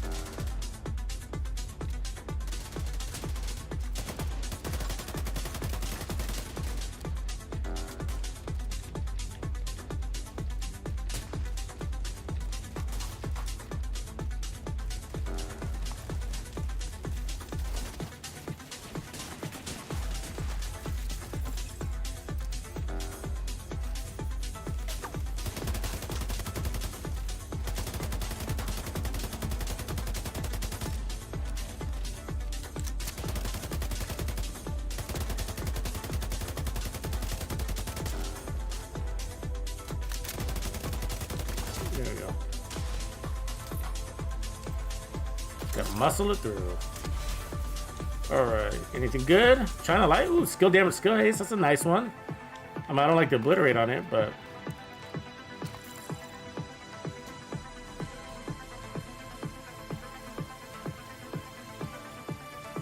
Oh, Steffi, that's a fun one. One of my favorites. And what's really cool is like use your as a secondary weapon, you know, to put on like the vector as the secondary. Makes it super cool too, you know what I mean? It's like fast AR, fast SMG, and then I'll go ahead and kick it off.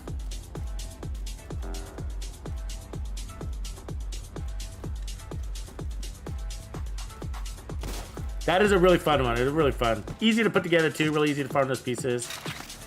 Did you is that the one that you're using for with the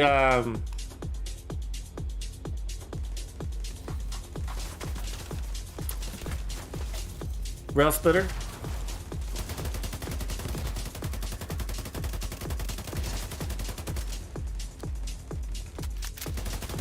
Get that purple guy, that'd be nice.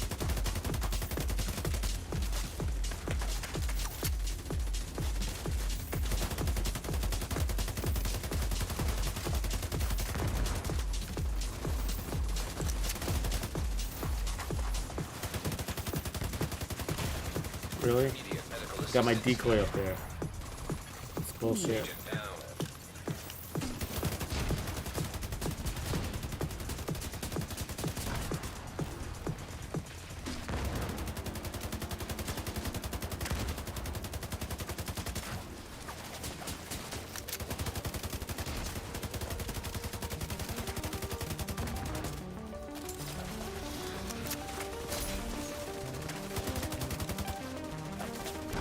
And the chopper is backing up.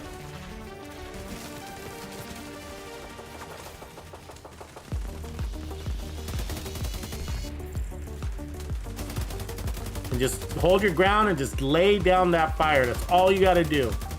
Take the most aggressive target, like that Chunga. You should be firing on him right now, not waiting for him to get on us. Gotta hold it down. Give him everything you got.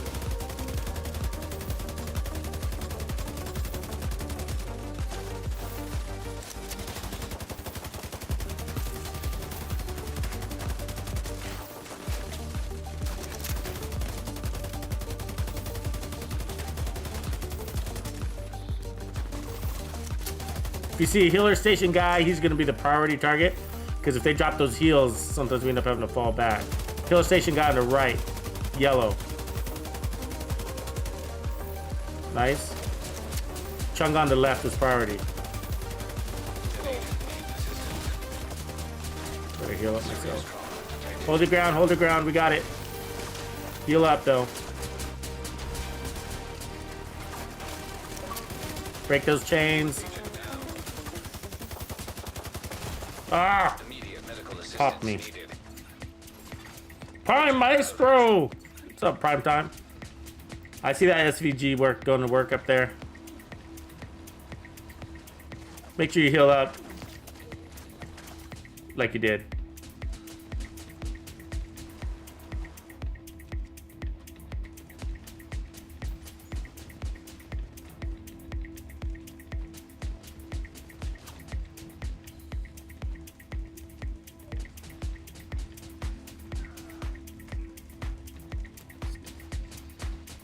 That SVD, those SVDs are nice. They do what they're intended to do, that's for sure.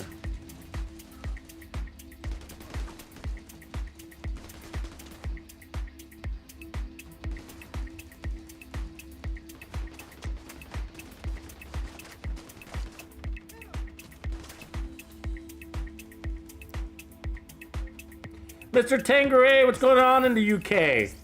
Jason Lee in the house. I throw out my decoy. Okay, Parker. Why am I taking damage? What the fuck? You're gonna have to move, OG, because I don't. I'll move, fuck it.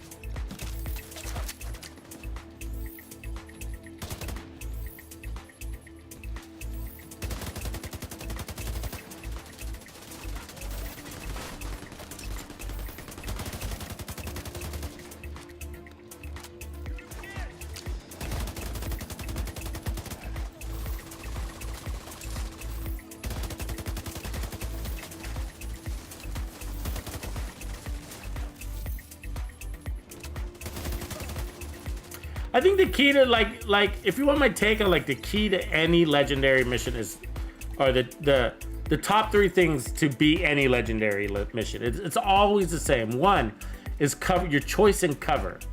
Like where you choose your cover is the biggest deal. That's like you know the solo legendary. How you see guys solo legendary. You see me do it all the time. Other guys too. The biggest part of successful solo legendaries is the cover we choose. Knowing which is bad cover, which one attracts grenades, which one gets overrun, which one doesn't, you know? So the choice in cover is a big one. The other one is I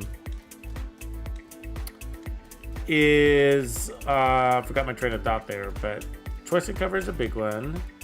Oh, target, and the second one is prioritization of targets. That is absolutely huge. Like in that part that we were just at, like if you don't take down that healer station guy, when you know at the second helicopter drop, he was a gold healer station guy. He came down with the Chunga right before the Chunga did technically. If you don't take him down, he'll drop his healing station, and then those Chungas become basically invulnerable, and that's how you get overrun. Can you still beat it with the healing station down? Sure, but you better hope the other things are in line. Like one, your team is in really good cover. Two, you guys are all well, basically that, and then you know builds. You got really high DPS. You have to have really high DPS to go for that to fly. So prioritization of targets is big, and then the other part is like knowing when to fall back. But I would say so. Choose your cover, prioritization of target, and then focus firing. When it comes for a team, focus firing. The reality is that you're supposed to be an underdog. This is the way the game's designed. You're supposed to be an underdog, and what that means is that you're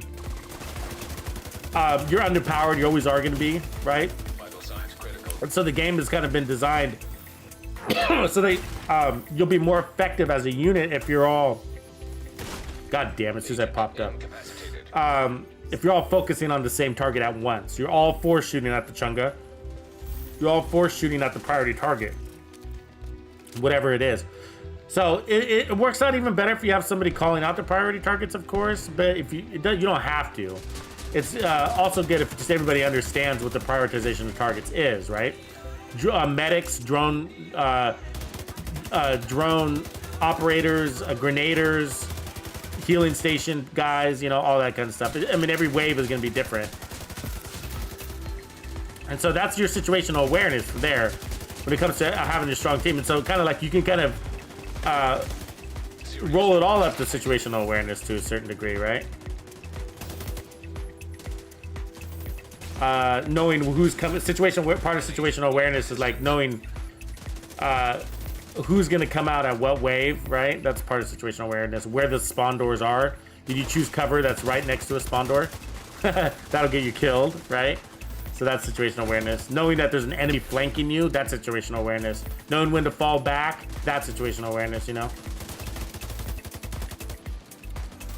Like when you see the sniper is suppressed, that's a good time to push forward on him. without him taking your head off. Cover to cover moves, also good survivability and legendary. Saves me a lot. So this is where I got my first protection from elites 13%er right here. In this crate, so you know. That's where I got my first one. And a lot of people have gotten their protection from elites from District Union Arena. Their 13% one. Electra Scarlet, you caught us. You caught us live, right on. I'm glad you did. Bet, sir, you're using that one. I think a lot of people are right now. It's such a good, it is a really good build. It's a nice piece. Really good build. I mean, just a good setup. It's a classic setup. And it, you know, just really works really well.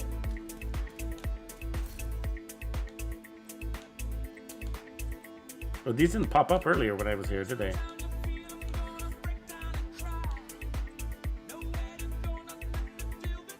Kind of a nice one.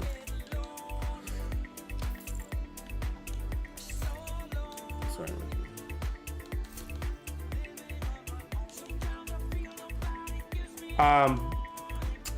Yeah, you know, it's really good for, there's a lot of laid back players too, you know, because I create a lot of, it's a nice balance for me, because for sure, Electra, better late than never. Because, you know, I put out a lot of really aggressive builds for you guys, you know, that play in nice and tight and forward, you know, those fast SMG, fast assault rifle builds, like Steph mentioned, you know, those are play tight, play aggressive.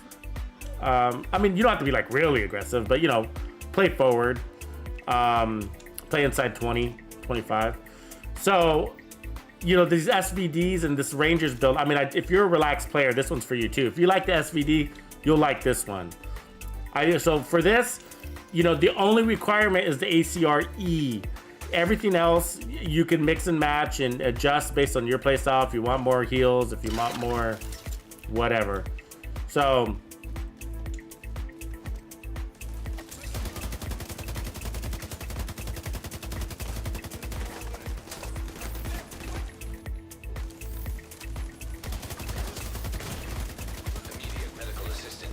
watch those snipers on this one. They like these focus builds of snipers because you spend a lot of time out of cover. You know what I mean? That's why this build is best if you got somebody who takes a lot of aggro off of your back. VL was doing a really good job of that when we first started. Oh, we're down a player. G, you can jump in if you're still on. Whoever wanted to jump in, now's your chance. Ooh, Chung in the house. Really? This gun does a really good job blind firing, by the way. Really good job blind firing. Look at that Chunga, just melting him. See ya, Chunga. Their snipers are after me, though. I can feel those bullets whizzing by my ear. Good build for them, though.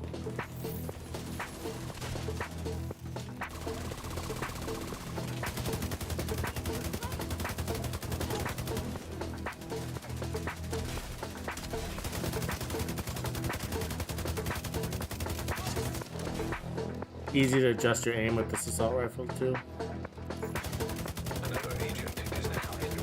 Super in the house. Super, what up, Super Dog?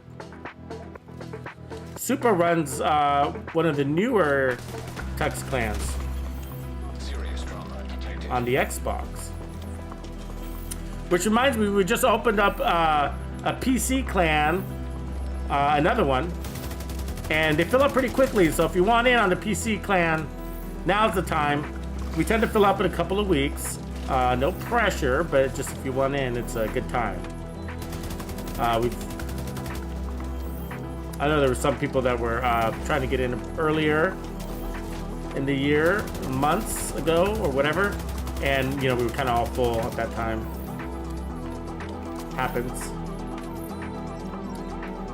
Happens a lot because a lot of clans kind of were dying, right? A lot of clans were closing up shop.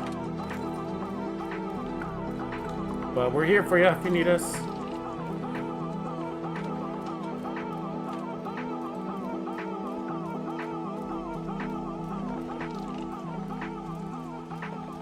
Yeah, you're right. None of them have dispatch. They're all health on the butt. Thanks for kicking it with us, OG. Appreciate the help, man. Jason Lee, you're using the perfect blend. I got a new one coming for you then. I got a better perfect blend that outperforms perfect blend. Pretty excited about it.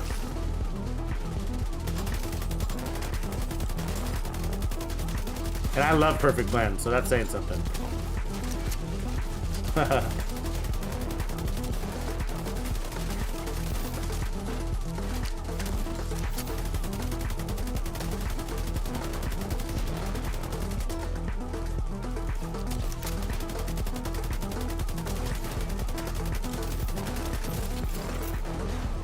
Starting to launch grenades at me now. Look at that. I'm in the back. That's funny though, right? You see why that's funny? Because I got 3 guys ahead of me. They're launching grenades at me. I gotta take another position. This is usually not a really good spot up here. It looks nice because you got a height advantage. But the reality is that you take a lot of aggro here. See if we can pull it off.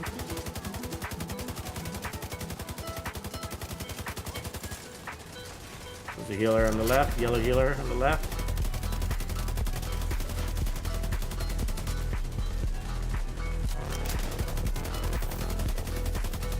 Oh, he's fast. Got him though.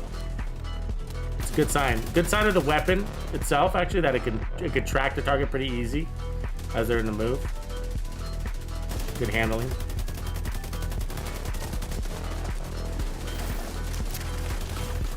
Ooh, that turret.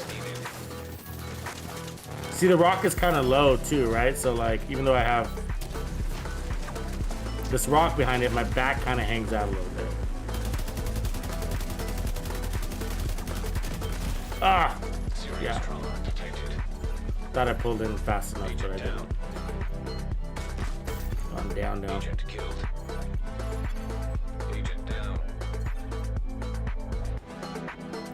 G-Unit, yeah, man, we'd love to have you. Let us know here in the chat what your Xbox. I think I know what it is. I'm sure, but because I think you've added me, right? But let us know what your Xbox gamer tag is, and then I'll have Supa when he's not killing people. See if he's got room. Our Xbox clans get full pretty quick, so they're a little tough.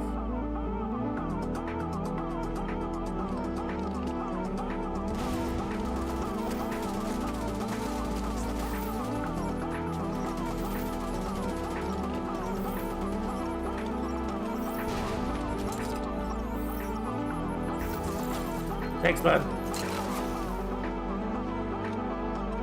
Who's alive? Why is that tank still alive? He's got an engineer out there somewhere, I think. It's annoying. I hate waiting around just for one target that's not that hard to kill.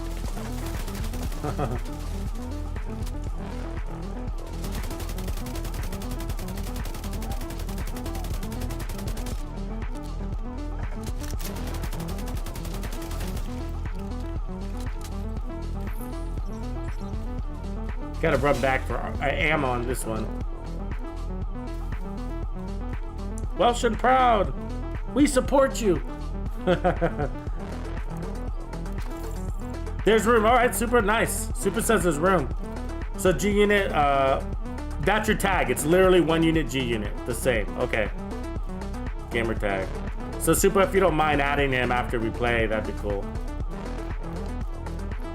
G unit's in the house. He's also in Texas Players Club.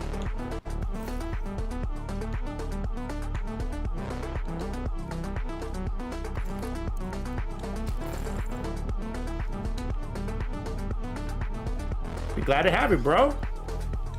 I think we've played together too, right? I know we've been trying.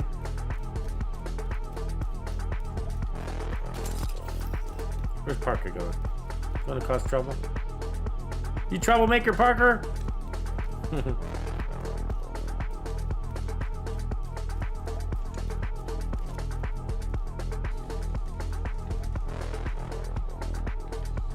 There's somebody else looking to try to jump in. The clans too.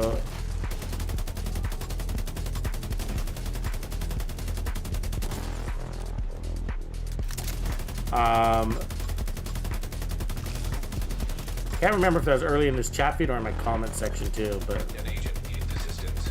if you have another slot too, if there's still room, if you got another slot, I might have another person that needs in on the Xbox.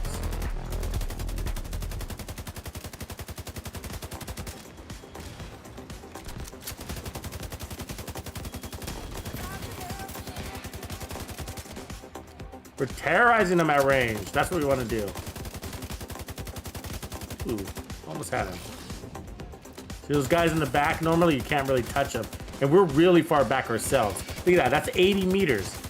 Calculate the amp damage on that, right? So for 80 meters, can somebody do the math there? Because I can't do math while I'm shooting, apparently. So you'd have to be, for every 5 meters, right? So for every 5 meters, you get 2% amp damage. So 5 goes into, basically you'd have to say 5 goes into 40.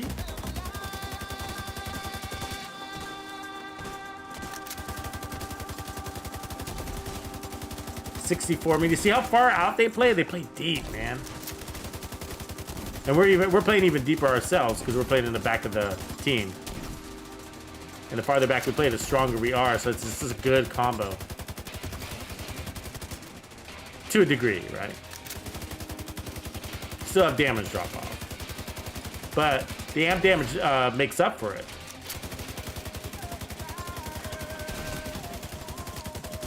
Basically outperforms it, I would say.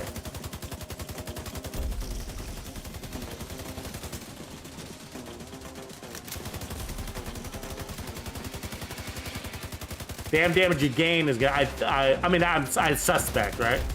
1.332. The amp damage we gain is, I think, outperforming the damage drop off the slope, you know, on that chart, when you look at that assault rifle chart. I don't know for sure, but that's kind of my hypothesis on why this setup works so nice. I mean, look at that guy in the back. I mean, just killed, he was so far, I didn't even see that meter, but he was far back. That gold that we just killed. What is this guy? 64 meters. So he must have been about 85 meters back out there. Mike, what up, brother? Where you been, man? Good to see you, man. You haven't been one of those guys taking a break. I haven't seen you in a little bit. Maybe you just missed the live streams. No breaks. No breaks.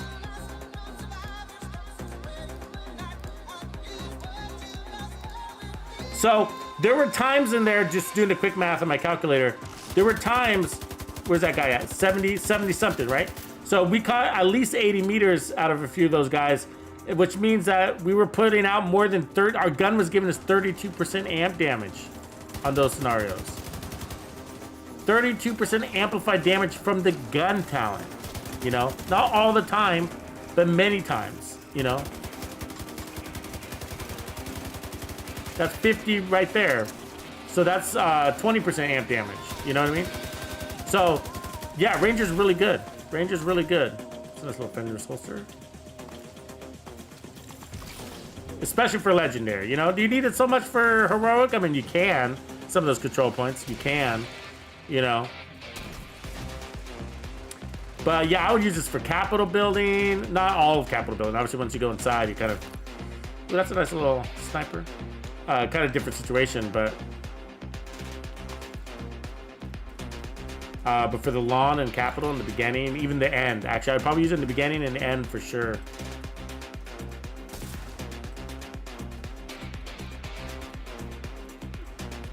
Fetcher's on Xbox too, huh?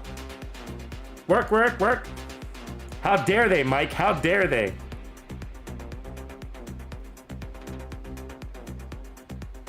Electra, are you on Xbox too?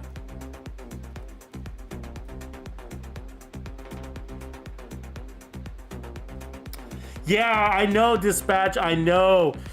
Dispatch has got a really good point. Real quick, before we jump into the next section, let me just show him.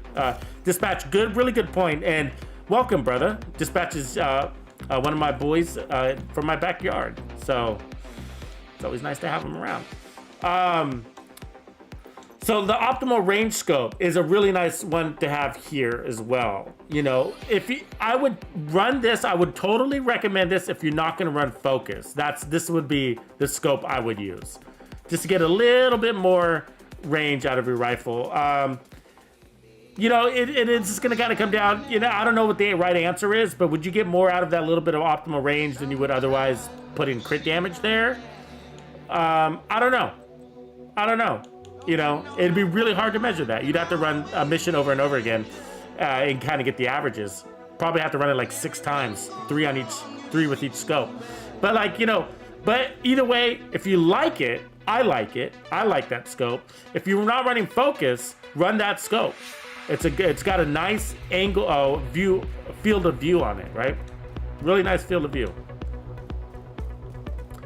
And you're getting the optimal range in addition to it, so.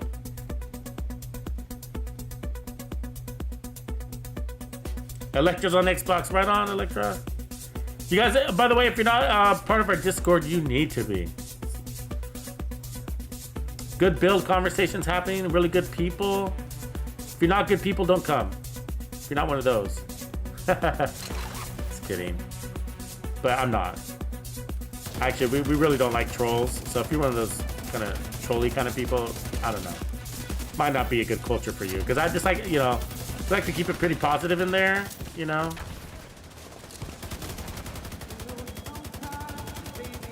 And you'd be surprised. YouTube brings out a lot of negativity, a lot of negative folk on the YouTube.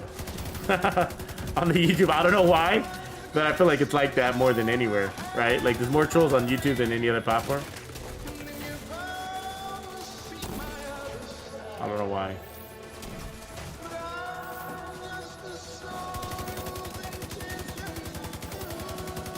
But yeah, like on all our channels, we try to keep it pretty positive. I don't know why I'm closest guy in here. Serious trauma detected.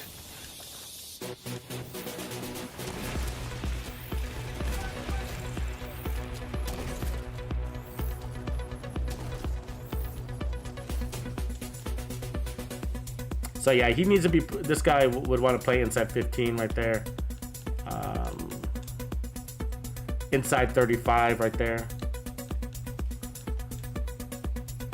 Basically inside 35 also there. But he's probably running right foam, same thing. I say that because when I find myself being the most forward player in the game, like either I'm doing something wrong. And I see that a lot. Like I'll be playing like with guys and you guys hear me say this before because it's like my biggest pet peeve is when I catch somebody running the vector and they're playing in the very back of the field. Like you're playing deeper than me and you're using the vector. It's like that doesn't work.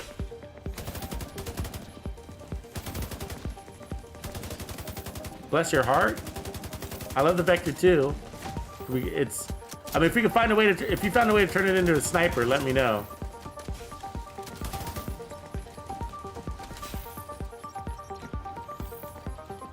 I mean, and you can. There are funny ways, dude. There are funny things. Anything's possible.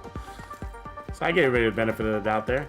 Like, I mean, we put some sniping behind that Super 90, right? The shotgun, and that's typically an inside 15 meter one. But we push it. It actually doesn't go out to like 50 meters or anything like that. But we can push it to 25, 30, easy.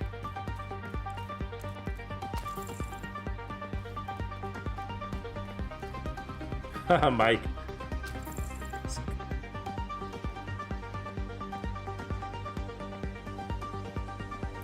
Yeah, it's like Mike is saying, you gotta have people like that, and I think you're talking about like the toxic people where they kind of put on a show, but sometimes they're really disruptive too. You know what I mean? And so it's just like they get booted pretty quick.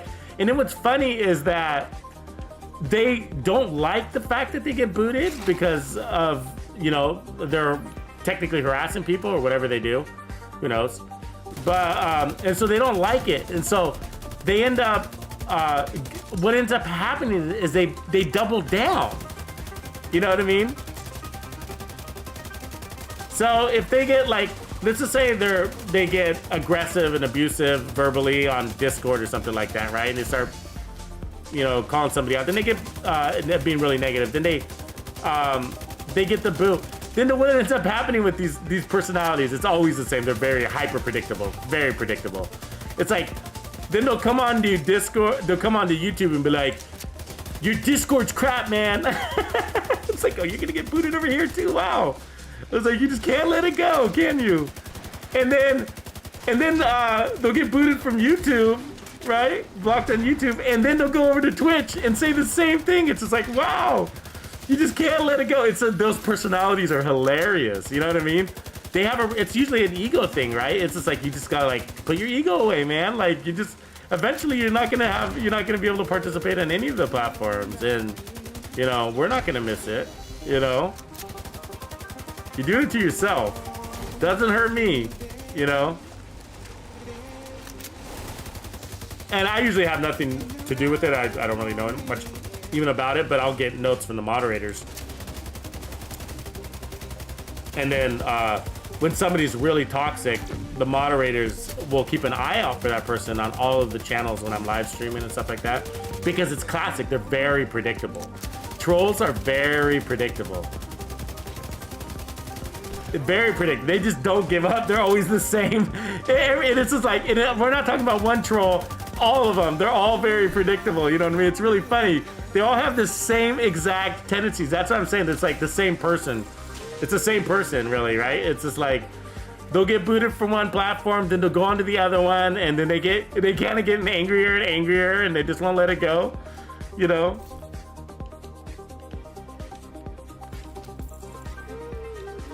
Because they're not, the moderators don't immediately delete people from all the platforms if they're negative on one of them, you know what I mean? They'll just be booted from one of them.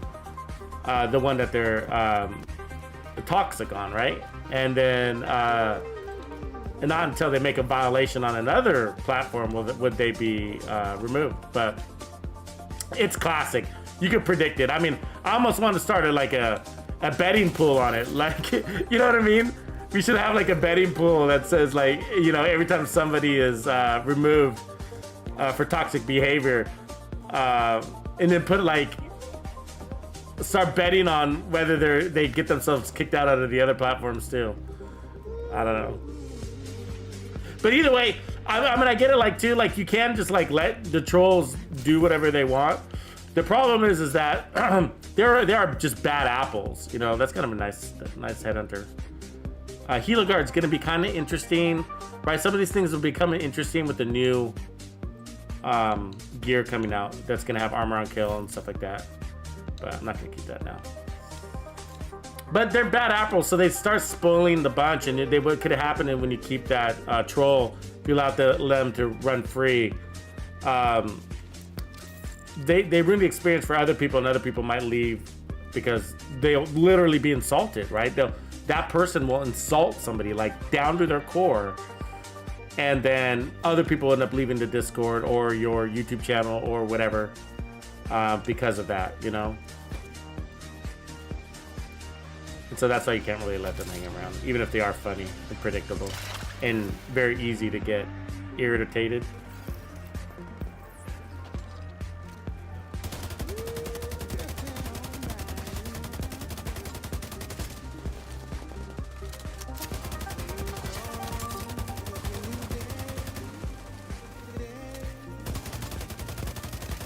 .790 on a weak point.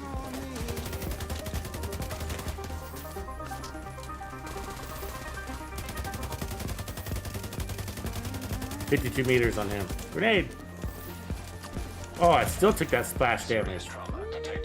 Wow. That's bullshit. Do you see how fast I jumped out of the way and I still took that? Oh, here comes more.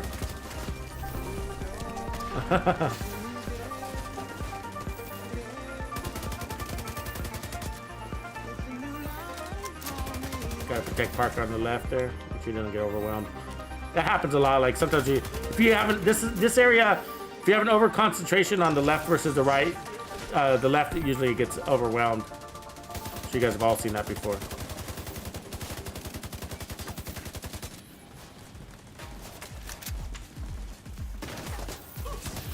See, where's that sniper? Where's it at? See if I can take out this set. There she is. An agent needs assistance. Got her. See that? We took her out. That's pretty good. I'm not sure what that range was, but it's better than waiting to go up there because she ends up hiding.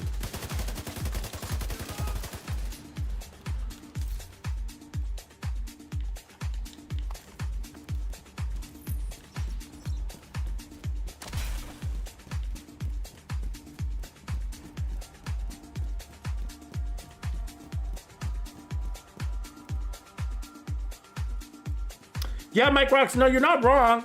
Yeah, I was saying that, and you probably heard me too. You know, I just want to demonstrate like the validity of the assault rifle itself here. But you're 100% right. Like, add a skill tier, add heals, totally valid. Excuse me. And it's one of the best use cases to do that because you're putting out so much damage. Like, you might as well back it down a little bit for some heals. You know what I mean? Hey, Ren. Ren, what up, 5800? What's going on? So yeah, like 100%, you got a lot of room. Got a lot of room. Hey, do you guys want to go in? Because it kind of sucks to just sit here and throw skills out. I mean, I'd rather quit than do that. Know what I mean? I'd rather not finish this. And so, I'm making it an option. Like, if you guys don't want to finish it, then that's cool. I'm cool with that. But if you do want to finish it, I would rather jump in instead of throwing our skills over. So set up your build for that. So what we have to do is basically run in to the... I mean, we can play it from back here, but it's up to you guys. I mean, lately we've been running all the way to the boat.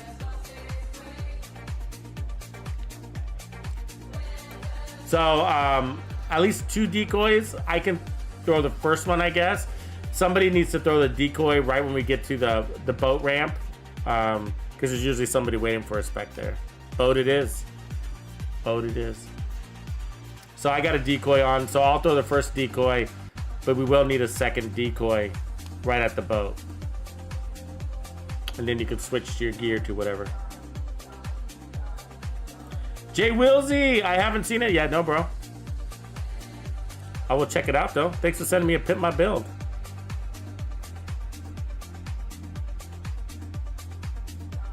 On Twitter. Right on. I'll take a look at that.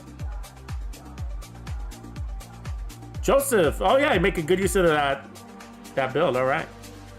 All right, guys. I'm ready. Let's stack up if you are. Yeah, the merciless build. Yeah.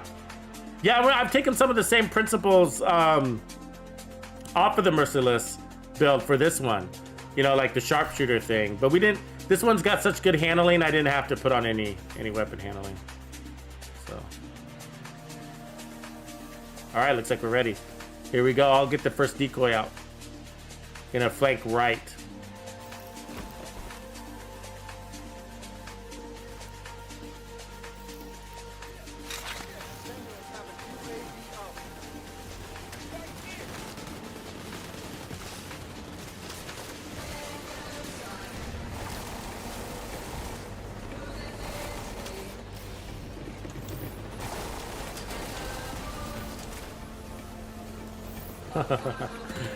You see how they were just waiting here for it? I mean, I ran right into that tank. Alright, and then from here, it's about surviving, huh? Alright, let's get settled. We should be shredding this thing, by the way. Let me just get orientated, but I think with this assault rifle setup, we should be breaking this. Wherever they are. Looking for them. There's one. There they are. Yep, 3 points are gonna be made out of butter here.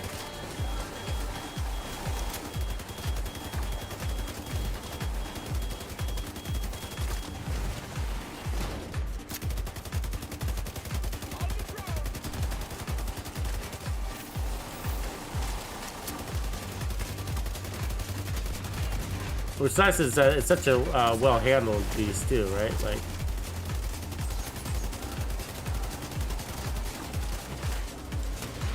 oh, there it is. An agent needs assistance. It's always a matter of time before they get you with one of those rockets, isn't it? Immediate medical assistance needed.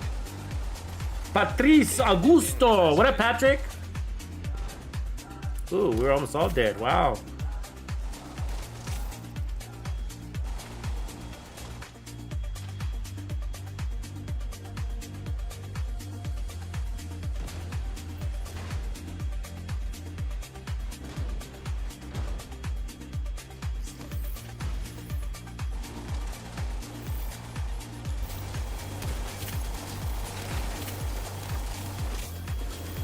Decoy out there.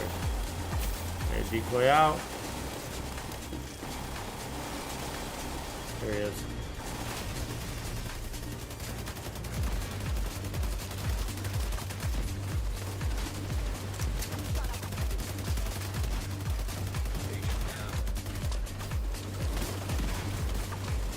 there a lady back here? There is. There's somebody behind us, by the way, so we'll look up for that.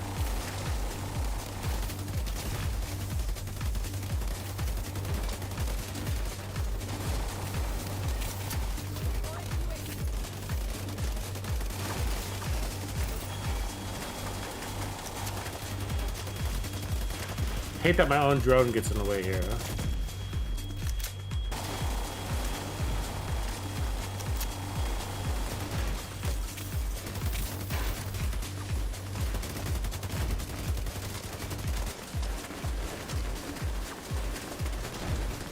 Oh, he's like right in the blind spot.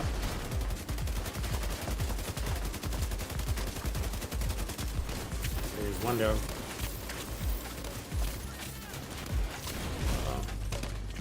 Vital signs critical.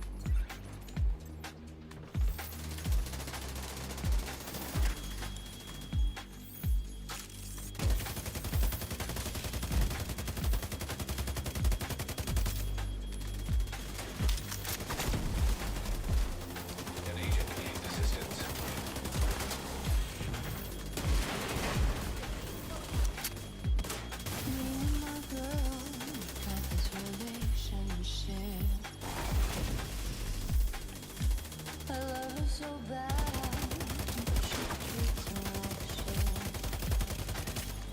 There it is.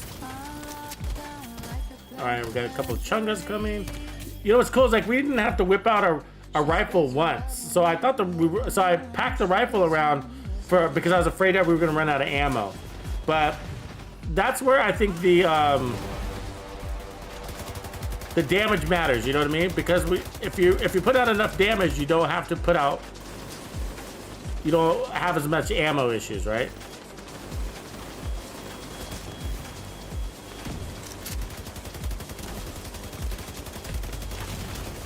Serious trauma detected. Oh, what? Ah! Fuck. He didn't fold around that corner. Agent killed. Jose Gonzalez! Good afternoon. Yeah, what's your gamer tag so I know which one it is, bro? You gotta send me a message, like sometimes if, or do you mean the clans, or are you talking about just like for gameplay, bro? How do you mean? Jesus Christ, these drone operators, why are they being such a nuisance? Agent down.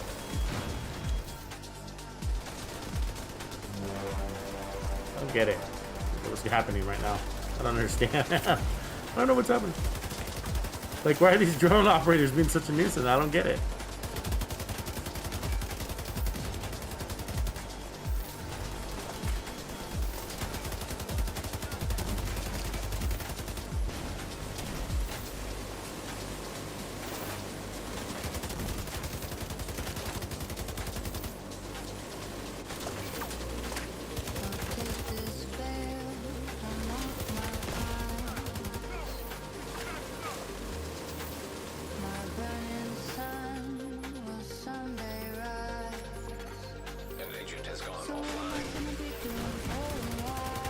Got it.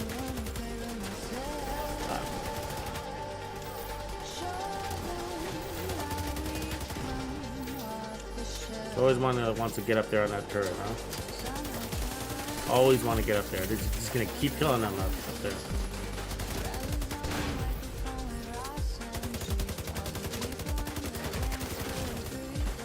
Immediate medical assistance needed.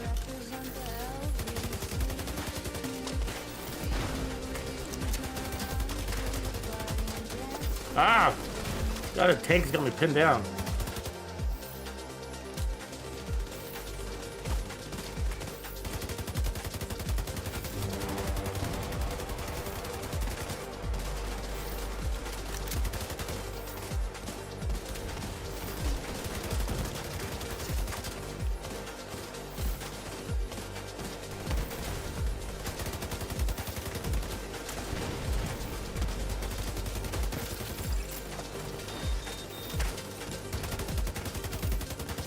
Just keep going for that turret, don't they? Ah, pinned down again. That's how much the decoy helps me. The decoys will allow me to put out all that shots.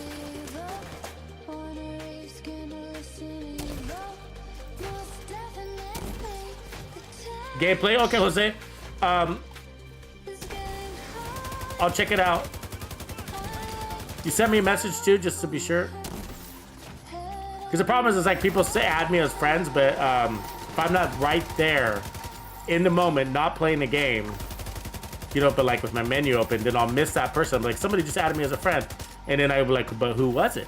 You know, because it flashes at you for a quick second, right? And then after that, you're like, I don't remember the name. I can't find it. It doesn't show you who just added you as a friend. I wish they made that a little bit easier. You know, like there was like an activity log that shows you like 10 people just added you. Oh, fuck. Ah, bled out. Fuck. Agent incapacitated.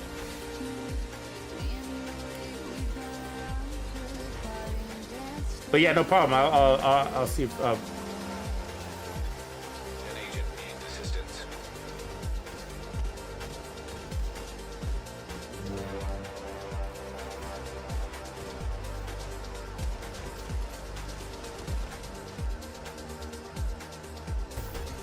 Agent vital signs 0.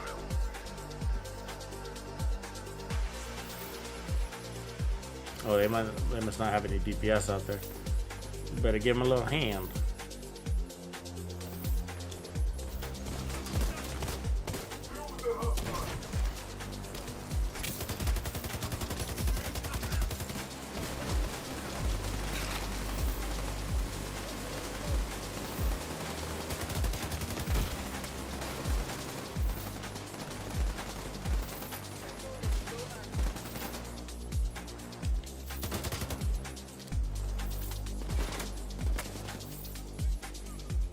Going for the turret again.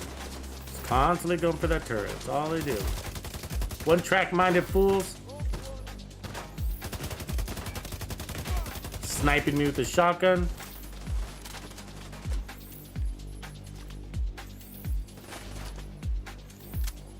I know where you're going.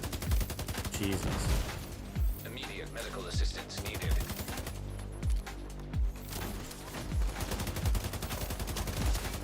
Oh, there's a whole new bunch of ragtags. Guess where they're gonna go? Back to the turret. They just can't help it. They're addicted to the turret. I get it. There's a medic back here.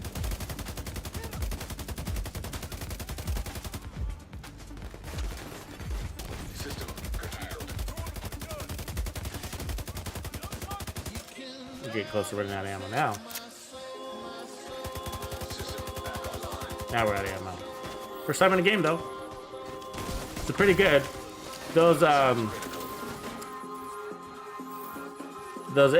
drones take a lot of ammo, so makes sense. Now I'm pulled out the rifle with Ranger. It's the M1A3-CQC. It's not the best version. It's got damage to health on it, but otherwise it's pretty good.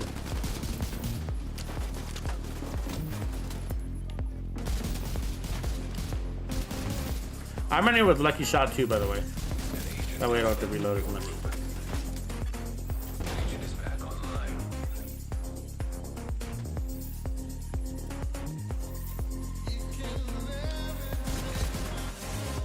I don't know why they don't make this last part easier. You know what I mean? It's kind of more annoying, these last few guys you gotta clean up, you know?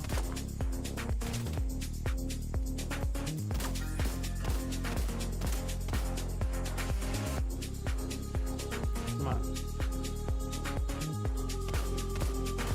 Really? Come on. So stupid.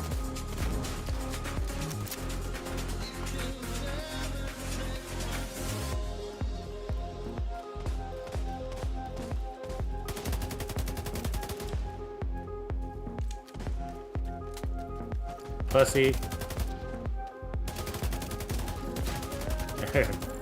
Jesus, right?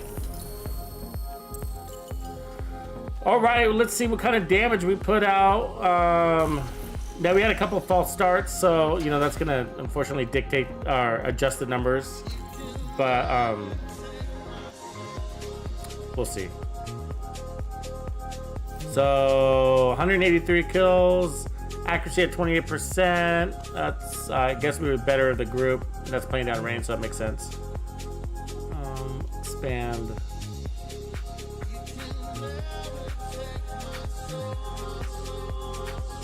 Headshot kills 33, not bad.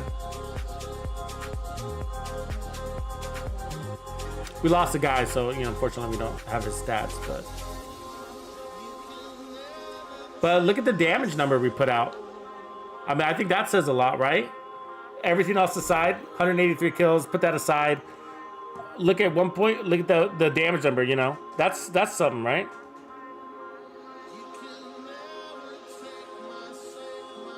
I like anything better than the regular M1A, Tony. Anything better than the regular M1A. That's true. So I'm Death Cap, the guy on the left. So,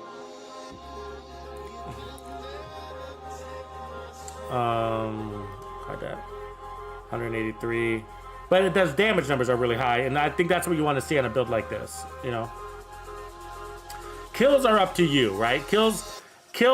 I mean, it's good to see that with the build you can kill and take top kills, but that's up to you. And everybody's gameplay is a little bit different. Maybe, you know, you spend more time in cover than I do. Maybe you are have trouble finding really good positioning, you know, and so that's all going to dictate your kills. So I think damage dealt is a better indicator of the build itself, you know, and then accuracy is also up to you, right? So we were playing deeper, so when you play deeper, you would expect your accuracy to drop, right? So that's, I think, a respectable number for a build that plays that deep. If you're worried about it, you can add more accuracy to the build, but it felt really good to me. Good pieces, good gear. Lots of god rolls, as you would expect. No biggies, no big horns, which is okay because I don't need them. Good job, Swag King Supa. Thanks for helping us get it done.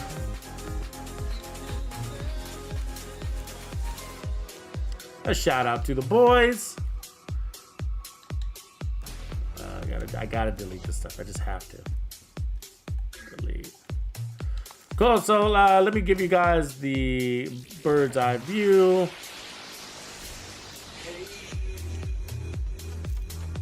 So yeah, here's the build. Again, sharpshooter for breathe control. So that's gonna give you recoil control. Probably the single most important thing to have on the build when it comes to stability. Now the trick, there's a couple of things you're looking for when it comes to the best assault rifle for rangers. And so what I mean is by rangers is like down range, right? Playing far out. And so look at that slope. You're looking for that slope and you want it to go all the way to the end, all the way to 200 meters. You don't want it to fall short.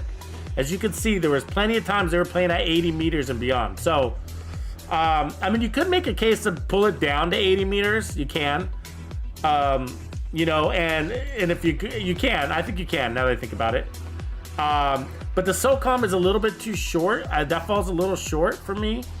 I would want to see that about 10 meters further.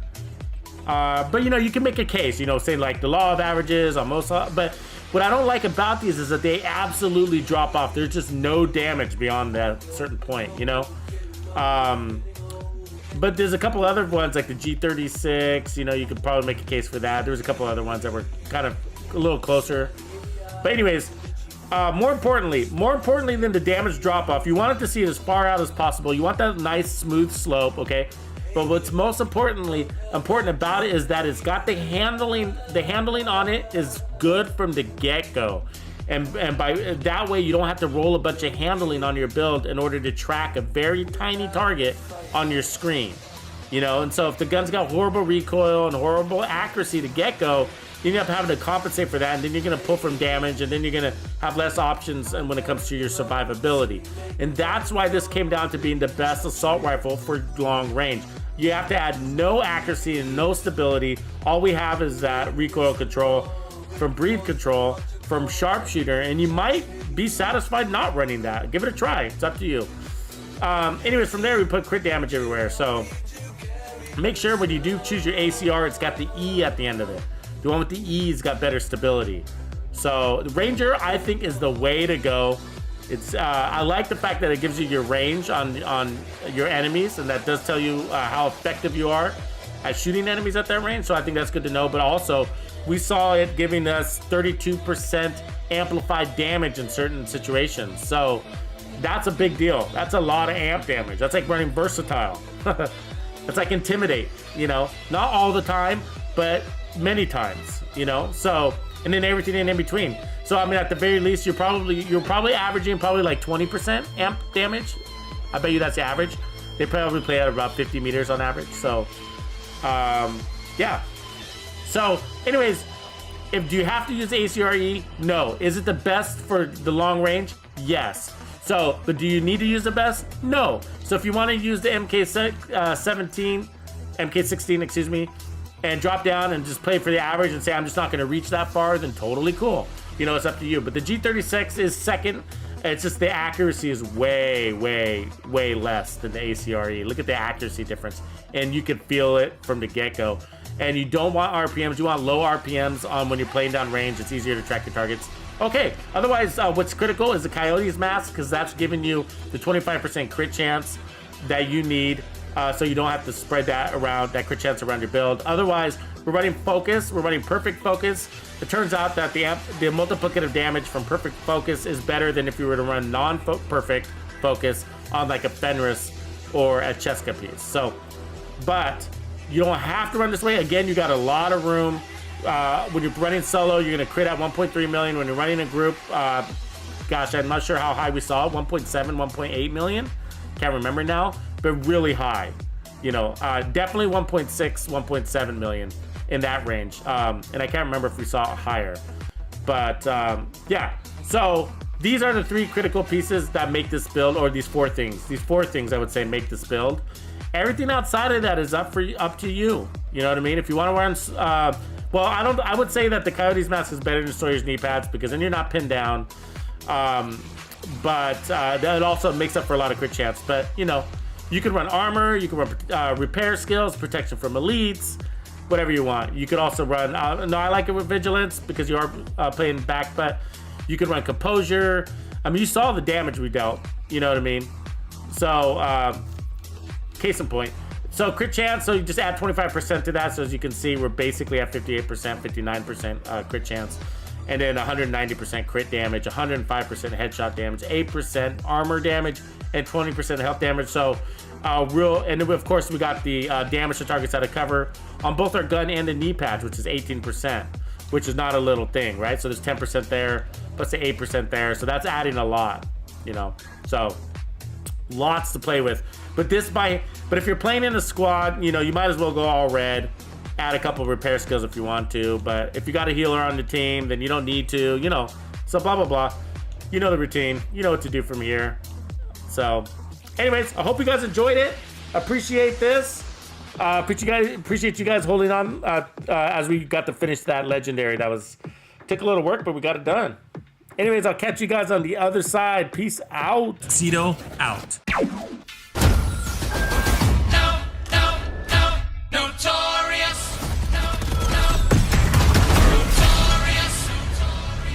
Flows, and that's how it goes.